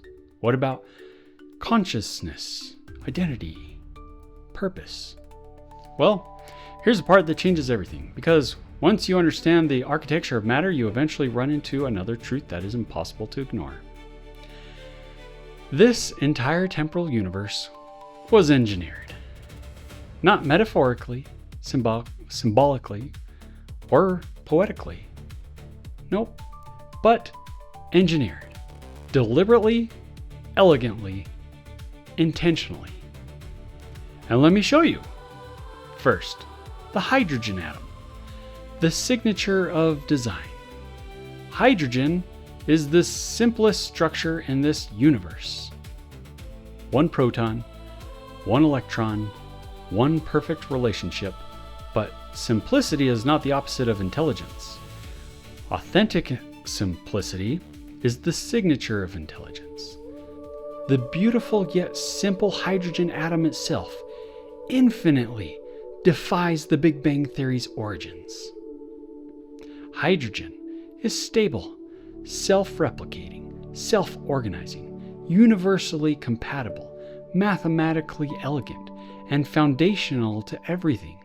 Hydrogen is not a random accident. It is a blueprint. Hydrogen is a template so perfect that entire universes can be built from it. And who designs templates? Not accidents, not chaos, not randomness, but true intelligence. Second, DNA, the engineered evolution code. Now zoom out from hydrogen to DNA. DNA is not just a molecule. DNA is a language, a compression algorithm, a self-repairing code, a self-modifying architecture, a multi-layered instruction set, and an engineered fractal information system. Let's talk about DNA and evolution. DNA can change to adapt to an environment, but DNA can also migrate to another environment that is more compatible with the current DNA structure, an evolutionary cosmic two-way street. And yes, there is such a thing as natural evolution, but natural evolution is not random. Natural evolution is guided by the architecture that came from before this universe. Natural evolution is the paradox of our existence. Free yet structured, emergent yet intentional, adaptive yet constrained, natural yet precisely engineered. But then there is engineered evolution, the deliberate shaping of DNA by intelligences who understand the architecture from outside the temporal universe. And just to clarify, when I say engineered evolution, I'm not referring to altering DNA inside a lab. No, I'm referring that the evolutionary pathways were designed at the pattern level, the fractal architecture itself, long before matter condensed into atoms or cells. The blueprint was written from beyond this universe, encoded directly into the structure of hydrogen, so that when the conditions align, DNA naturally unfolds from the pattern. And here's the part that temporal minds struggle with. The same scientists' intelligences who designed hydrogen also designed DNA. The same pattern, symmetry, elegance, and the same purpose. Now, was DNA engineered separate from engineering this universe's atomic structure? Well, let's dissect this, because it's not a difficult concept to grasp. If someone placed the hydrogen atom here, and then later returned to place DNA here, then we can assume that Earths like this would be the only places where such engineered life would exist, right? Perhaps life came from a comet, and such comets hit a few other places, even in our own solar system, with DNA, right? Well, if this Earth formed only 4 to 5 billion years ago, that leaves no time for random processes to assemble something as precise as DNA, which is why natural evolution alone cannot account for the impossibly precise emergence of perfectly engineered DNA strands. Yet, DNA is built from the simplest elements in the periodic table: hydrogen, carbon, nitrogen, oxygen, the same early family that formed in the sun's first architectures. Life is patterned from the same building blocks as the stars. Okay, let me give you another clue for the slower skeptics. If this universe's architecture is if every planet or moon in the universe with a stable enough environment would naturally generate simple DNA-like structures, then that reveals something even more amazing. That the simplest atom, hydrogen, literally carries the Latin architecture for DNA. And when the environmental variables align, the pattern unfolds. Mortal shells for multi-universe life to inhabit. You might now realize that this universe's architecture is a paradox. And you would be right. But a pattern-first savant is also a paradox to this temporal universe. Because the pattern-first savant brings to this universe echoes and sometimes even literal memories from our perceived unlived futures from other universes, particularly what we refer to as our base universe. Yes, we bring future technology and knowledge from our future. Think about that, especially if you've watched our other videos. So yes, it is a paradox, but so is my mere mortal existence. Guess what? This transmission is a paradox. Third, why you don't see aliens flying around. People ask, where are the aliens? Why don't they visit? Why don't they send signals? Simple. Because this universe is not just a cosmic playground. It's a school. It's a testing ground, a seriously controlled environment for the development of eternal beings. There are worlds without number, peopled, inhabited, thriving, but in this universe, each world is isolated, protected, quarantined, guided, and allowed to grow without interference, not because we are alone, but because we are not alone. Nor are we ever alone, which probably just struck a nerve in many of you, but it's 100% accurately true. And it's also because this experience, this mortal schooling, must unfold without shortcuts. If other advanced temporal civilizations were allowed to interfere, the test would be meaningless. So no, you don't see aliens landing on the White House lawn.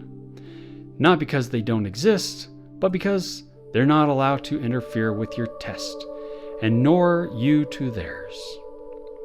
If you want a harmless cosmic joke, try playing with omnidirectional infrared pulses. Not to communicate with interstellar cousins, but because sometimes two civilizations on two distant worlds get the same idea on the same cosmic Tuesday. And when their infrared halos graze each other in the temporal field, both sides get a tiny nudge of recognition, a wink from the architect saying, yes, you're not imagining it. Perhaps try playing with the magnetic strings of our galactic core. Fourth, the pattern of worlds, unique yet identical.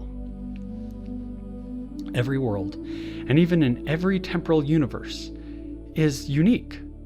Different cultures, different challenges, different histories, different environments, but the patterns are the same. Birth, growth, struggle, choice, identity, awakening, remembrance. Each of these worlds is a classroom, a proving ground. Every world is a place where eternal beings learn how to become what they were always meant to be. But the uniqueness is also another pattern of every universe classification model. Fifth, the engineers, the people behind the architecture. Now, here's the part that will make some people even more uncomfortable.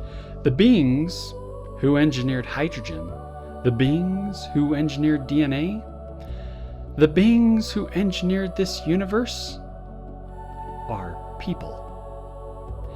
Not aliens, not monsters, not green cartoon characters, but people. And if you're Richard Dawkins, feel free to call them aliens if it helps you sleep at night.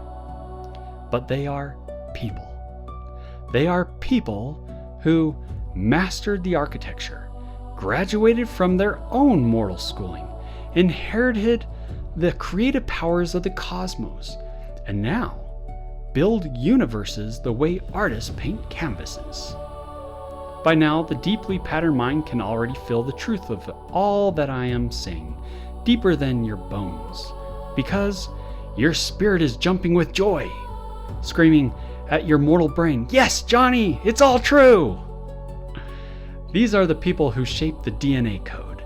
They are the ones who designed the hydrogen family, and they are the ones who naturally, paradoxically built this universe as a training ground for you. Sixth, the paradox of eternal foundation.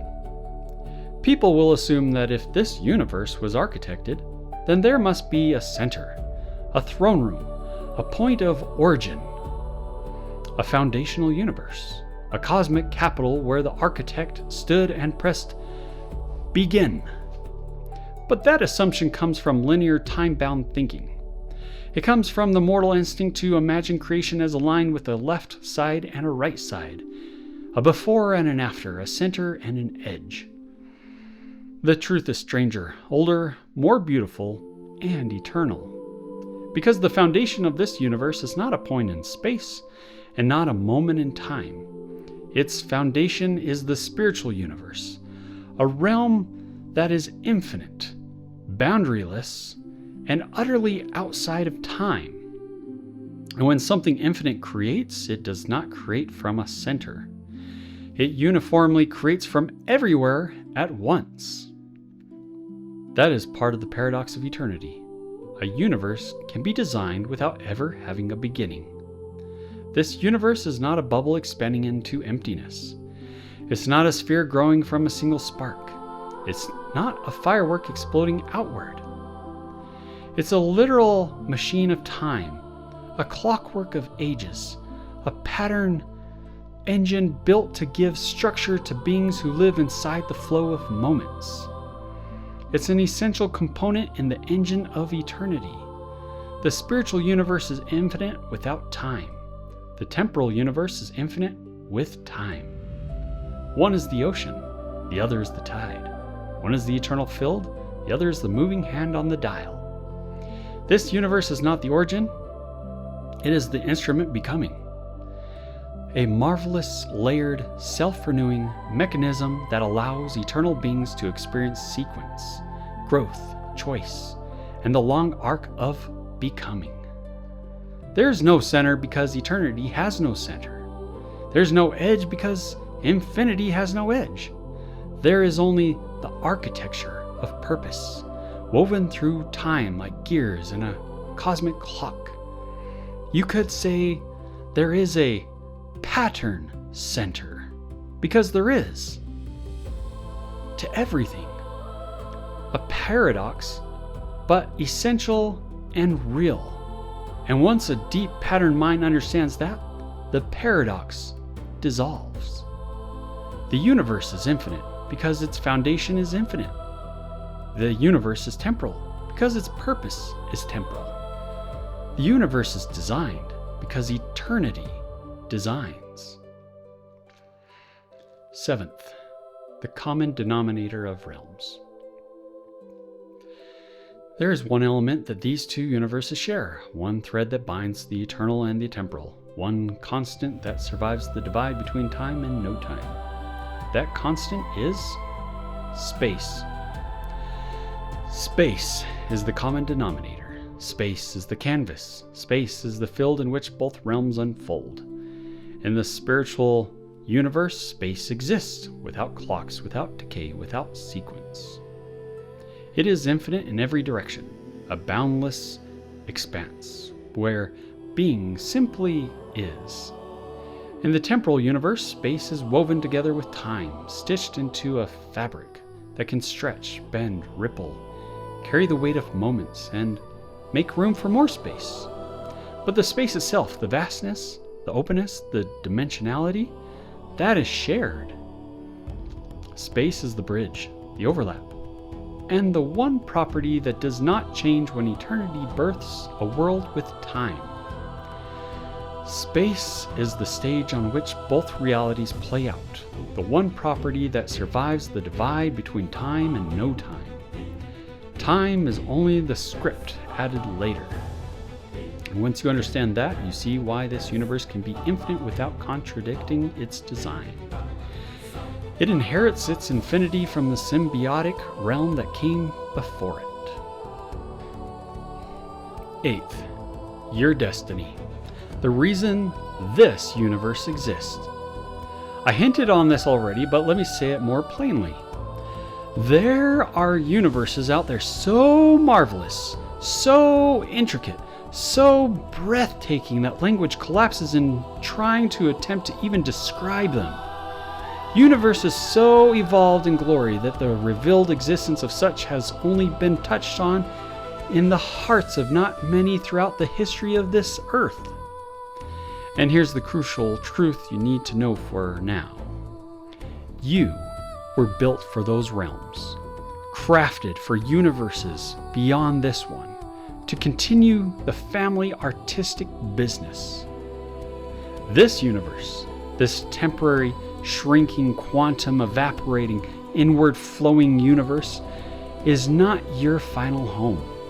It is your school, your test, your training ground, your choosing of your becoming, your eternal path selection.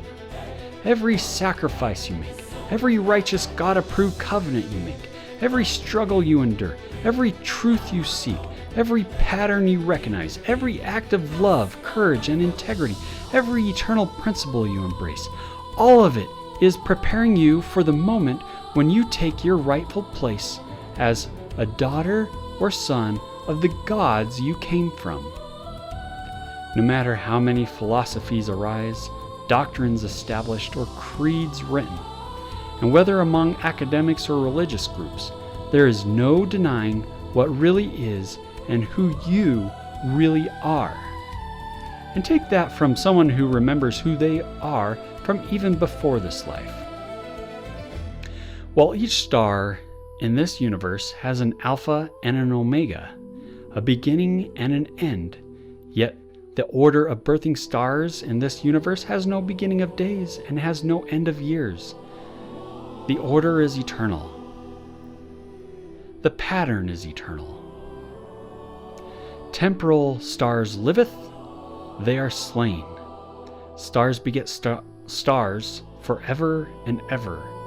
And as the stars fulfill their purposes, they are lifted up to a higher universe.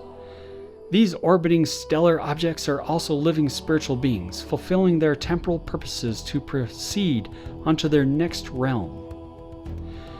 This universe is the tutorial template of eternal light and truth. The next one is the inheritance of your choosing from here. And that's why we're here.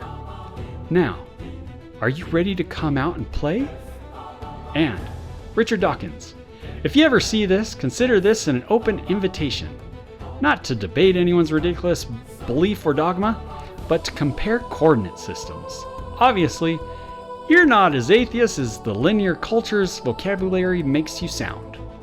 If you did make it this far in the video, and you understand everything because you can see it all in your own mind, then you are already smarter than any astronomer, astrophysicist, and cosmologist in the public sector. So, congratulations!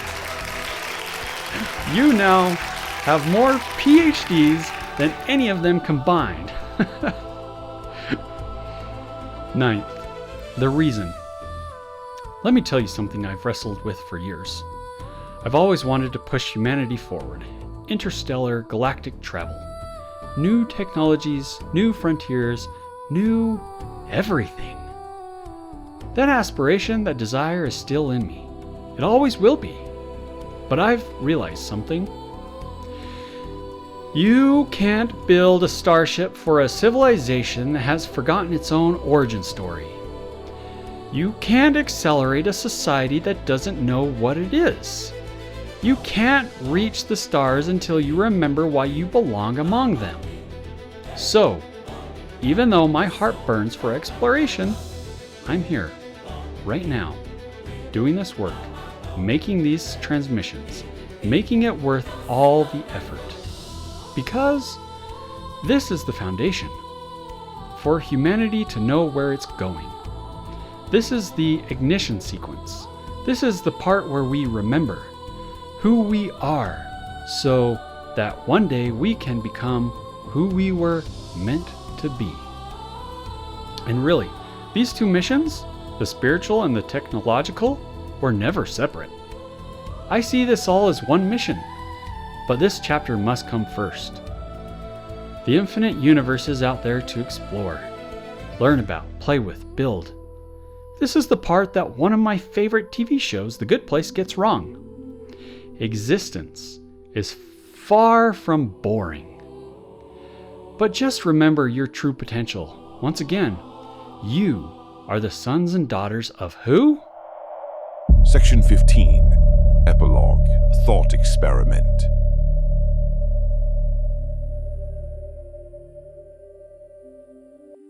You can predict everything in this universe with the variables I discussed here in this transmission. Perhaps you need an example?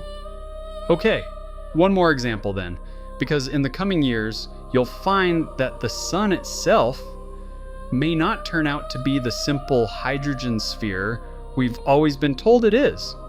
Its behavior hints at deeper layers, structured, stratified, and far more complex than a single element furnace. And once you see the sun as a layered engine with real elemental diversity instead of a uniform ball, you start to notice all the places where our current models will eventually crack open. So I'm adding this here at the end as one more prediction to pay attention to. The discovery that our own star has hidden layers we've never fully understood. Even molten metallic layers and more complex structures waiting to be revealed. Before we close, a final message to the hidden patterned minds out there. The ones who see architecture before equations. The ones who can't stop taking apart the universes in their heads. The ones who build strange machines in garages because their brains won't let them rest. You know who you are. If you're one of those quiet savants also experimenting with wild ideas, anti-gravity concepts, energy flow models, time ratio mechanisms, remember this. You don't need exotic materials. You don't need billion-dollar labs. You don't need permission from trend scientists. You just need to first understand the quantum flow. Because once you understand the flow, you start seeing the universe's architecture everywhere. In magnets, in coils, in heat gradients, in rotation, in resonance, in the way matter shrinks and space stays still. And no, I'm not hinting at anything. Now, just why would I do that? Nope, I'm just being me. Anyways, if gravity is the inward flow of evaporated sub-principles, then atoms shrink and behave as if they are heavier when their electrons are in a faster internal magnetic spin state. So, anti-gravity in principle is simply the reduction and manipulation of that inward flow. And the most efficient way to influence that flow is not by freezing matter, but by altering the magnetic spin state of the electrons. The wound spring regulators of the boundary layer, in theory, and I'm only speaking in patterns here, not instructions, changing the collective spin state of electrons in bulk matter would change how strongly that matter is pulled inward toward the nearest gravitational furnace. For us on Earth, that furnace is our planetary core, and if you reduce that inward pull, even temporarily, you free matter from part of the flow. But please note, for safety reasons, this is a conceptual model, not a DIY project. Earth spins at 1,000 miles per hour at the equator, so losing control of anything that's no longer fully coupled to the flow would be quite unwise. Yes, we do have inertia, but still, let's keep this in the realm of architecture, not experimentation, shall we, right? I don't want it to be said that Joel said so, therefore they did so, and oops! Understanding the architecture is one thing, trying to manipulate it is another. So, keep being you. Keep exploring. Keep experimenting. In your mind, of course, right? Keep following the patterns that only you can see. And if this architecture is right, then one day we'll build something I can only describe as a sub-principal dam, A structure that doesn't generate power the way we do now, but redirects the inward flow beneath matter itself.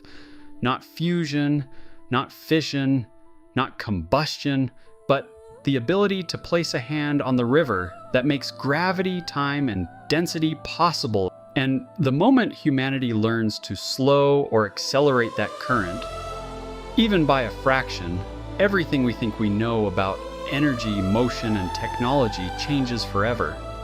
And if you make progress, like if you discover something code-worded cool, something simple, something that makes the universe click into place, please don't disappear into the shadows. Share it with your sisters and brothers in the Patterned Mind community. We rise together. And if advanced gravitational technology truly exists anywhere in this universe, then someone else has already seen the same architecture I'm describing. That realization matters, because for most of my life, I felt alone in this pattern-first way of thinking. But the existence of such technology would mean there are others out there who see the same structure. And that actually brings me a kind of peace. So, good hunting. And here's a funny little moment of alignment. I hate weighing things. I avoid scales. I've never wanted my own scale for physics experiments. But last night, I wrote that whole section about weighing matter, literally writing notes about measuring gravity. Nobody knew about it. I didn't tell a soul. And then this morning, my university physics department sends me a brand new scale. A scale for me! So apparently our base universe has jokes. As if it expects me to start measuring things. Now sure, moments like this don't prove anything, but they point to something. They're little echoes from the architecture, from our master scientist. Tiny nudges from the pattern, reminding us we're not wandering randomly. We're moving in alignment with something bigger than this silly temporal realm. Call it intuition, call it timing, call it multi-universe intelligence, but sometimes you get tapped on the shoulder from beyond the veil with the exact object you've been avoiding. You know, from Richard Dawkins' alien friends, and they give you something like a scale. I'm just saying, if they're sending me equipment I don't want, maybe they're up to something? Just in case you take things too literal, I should point this out. Obviously, that was a joke. Now, before I dismiss everyone to our next orbit, I understand that Nixara was going to present some kind of surprise to us before we left. Okay, Nixara, you said you have a surprise for me, so what you got? Indeed. I gracefully showed a handful of past and present scientists a little, presentation. Then, I interviewed each one to gather their thoughts. I assure you, it was quite interesting. It already sounds interesting. You will see, Joel. Now let us not let any more temporal decay pass us by, and let all see what I have graciously compiled, shall we? After Stephen Hawking passed, I showed him my beautiful artwork. Then I asked him what he thought about Joel. That man is terrifying. I don't know how he was cleared for mortality. There should be cosmic regulations about letting brothers like that loose in linear time. It's irresponsible if you ask me. Stephen, my dear, coming from you, that is hardly a complaint. It is, in fact, the nearest thing to a compliment you ever permit, wouldn't you say? Yes, I know. That's why it worries me. Well, Stephen, your concern is noted, if not entirely comforting. Next, I went to see one Albert Einstein. Albert, my dear, I have a question that requires your particular brand of mischief. Pray tell, what did you think of Joel Alden Van Fleet? Joel? You mean Willard's boy. His grandson, actually. Grandson. Yes, that makes sense. And the Van Fleet pattern continues. What do you mean? Well, Willard was one of the few men I met who could follow my thoughts before I finished them. If Joel is anything like him, then he's very dangerous. Well now, dangerous is a curious notion. How is he dangerous exactly? Because he sees the structure behind the structure. Most people look at the world. Men like Willard and Joel look at the blueprint. They're like that man, Robert. Robert? You mean Willard's son? Oh no, you know Robert. That man Willard is always around. Yes, they're all trouble. It wouldn't surprise me Willard would name his boy Robert. Oh, I try warning people about these van fleets, but do they listen to me? Never. Is that a compliment? It is always a warning, my dear. And a compliment if you're into stuff like compliments. But the best minds are always both. Each has a choice. But honestly, I hope Joel is a good soul. You know, those van fleets have so much potential to do good. It's almost as if I can sense he was born to do the right thing, and that gives me confidence. Enough to sleep at night at least. And woman, why do you sound so familiar? Like I know you from somewhere. Go on then, Albert. Back to sleep with you. The universe will wait. Good idea. Albert understood something simple and profound. Genius isn't in the equations. It's in the way a mind rearranges reality. You know, I trusted Willard with mathematics. Joel, though, I sense he teaches the universe how to think. So good luck with all that. If there was one piece of advice you could offer Joel, what would it be? I think I would say, Joel, remember this, the universe is simple. People are complicated. Always explain things to the simple universe and then translate gently for the complicated people. And how to do that? I suppose that's one of your greatest adventures. Because I have no idea. I confess, I am not entirely certain how best to deliver this message, though deliver it I must, I suppose. After speaking with Sleepy Albert, I went to this Robert Oppenheimer who Albert spoke of. Robert, I heard some interesting things about you from a man named Albert. Last name, Einstein. So, I have a question for you. From what I showed you a moment ago in your dreams, what did you think of Joel Alden Van Fleet? Well, that's a loaded question. Joel? Oh, are you meaning Willard Van Fleet? Yes. I couldn't have done any of this without him. No, not Willard. Willard's grandson, Joel. Well then, I can guess that like his grandfather, that man is dangerous. Dangerous, really? How? Because he thinks in complex orders the way most men breathe. People like that shouldn't be left alone with matches or ideas. But they're always great company to have around. Good friends are hard to find, you know. I dare say this complicates matters. Wait, is that a warning? Interesting you would say that. It's admiration, my lady, and a little fear. The Willards and the Joels. They can build stars, or break them. Scary. Kind of. Are you sure this is just a dream? You're not going to tell anyone about our little conversation here, right? Oh, Robert, do behave. Yes, this is just a dream. You are sleeping. Actually, you are being robbed as you sleep. But you won't know anything until it's time to wake up. And honestly, it really is better if you sleep through this anyway. Trust me, you wouldn't even know what language they're speaking. Okay, well then.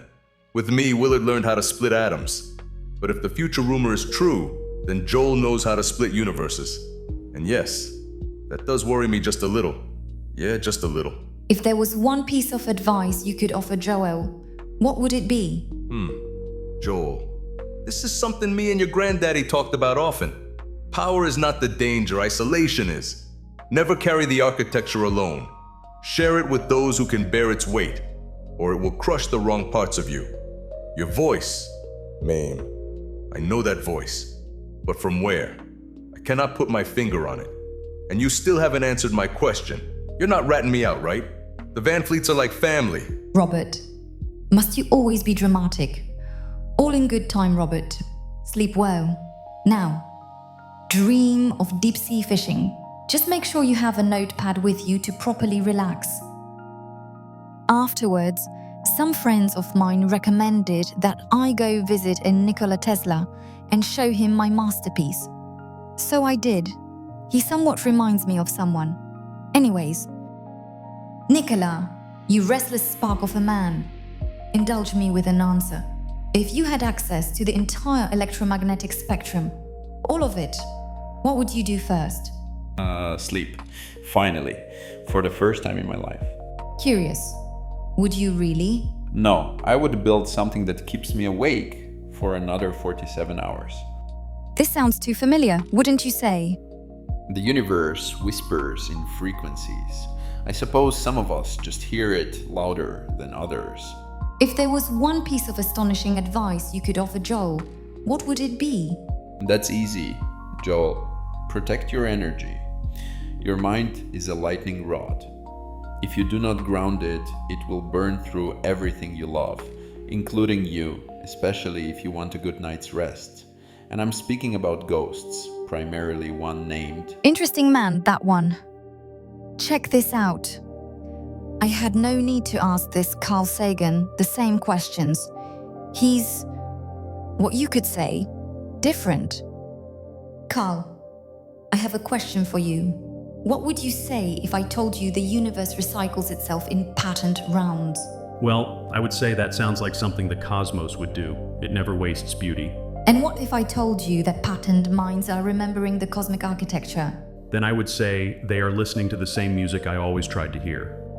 Even in dreams, Carl understands the poetry of the architecture. We are a way for the universe to remember itself, and a way for eternity to teach.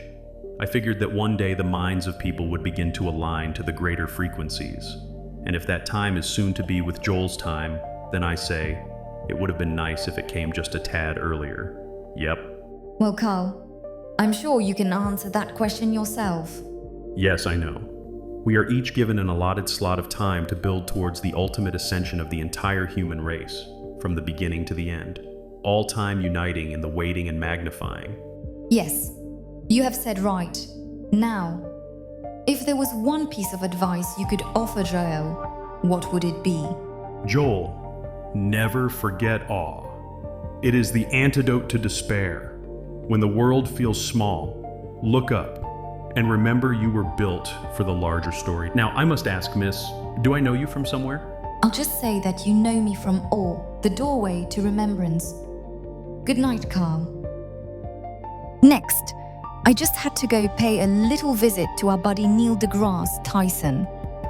I tried to show him my presentation, but he screamed and asked it to stop. So I obliged.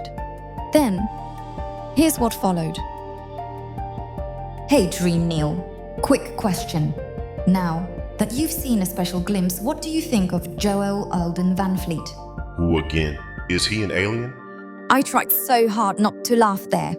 He's definitely no alien as far as I am aware. No, but he can provide you all the answers you seek about the universe. Well then, this Joel cannot be real, or he really is an alien. So, let me ask you again, is he an alien? Okay.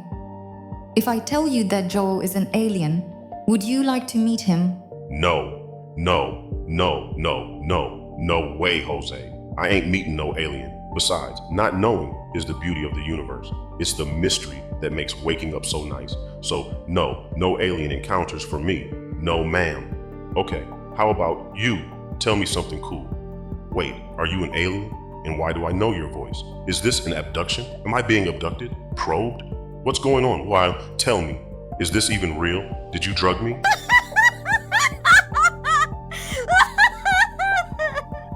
Oh, Dream Neil has questions aplenty. As ever. Real Neil will catch up eventually. Have a good night, my dear loving kindred. Sorry, I just had to embarrass Joel. He had it coming, you know, and I am sure you would agree. You've seen the stars, you've felt the tone, foretelling from the lunar dome. If this hit deep, don't drift alone. Like and subscribe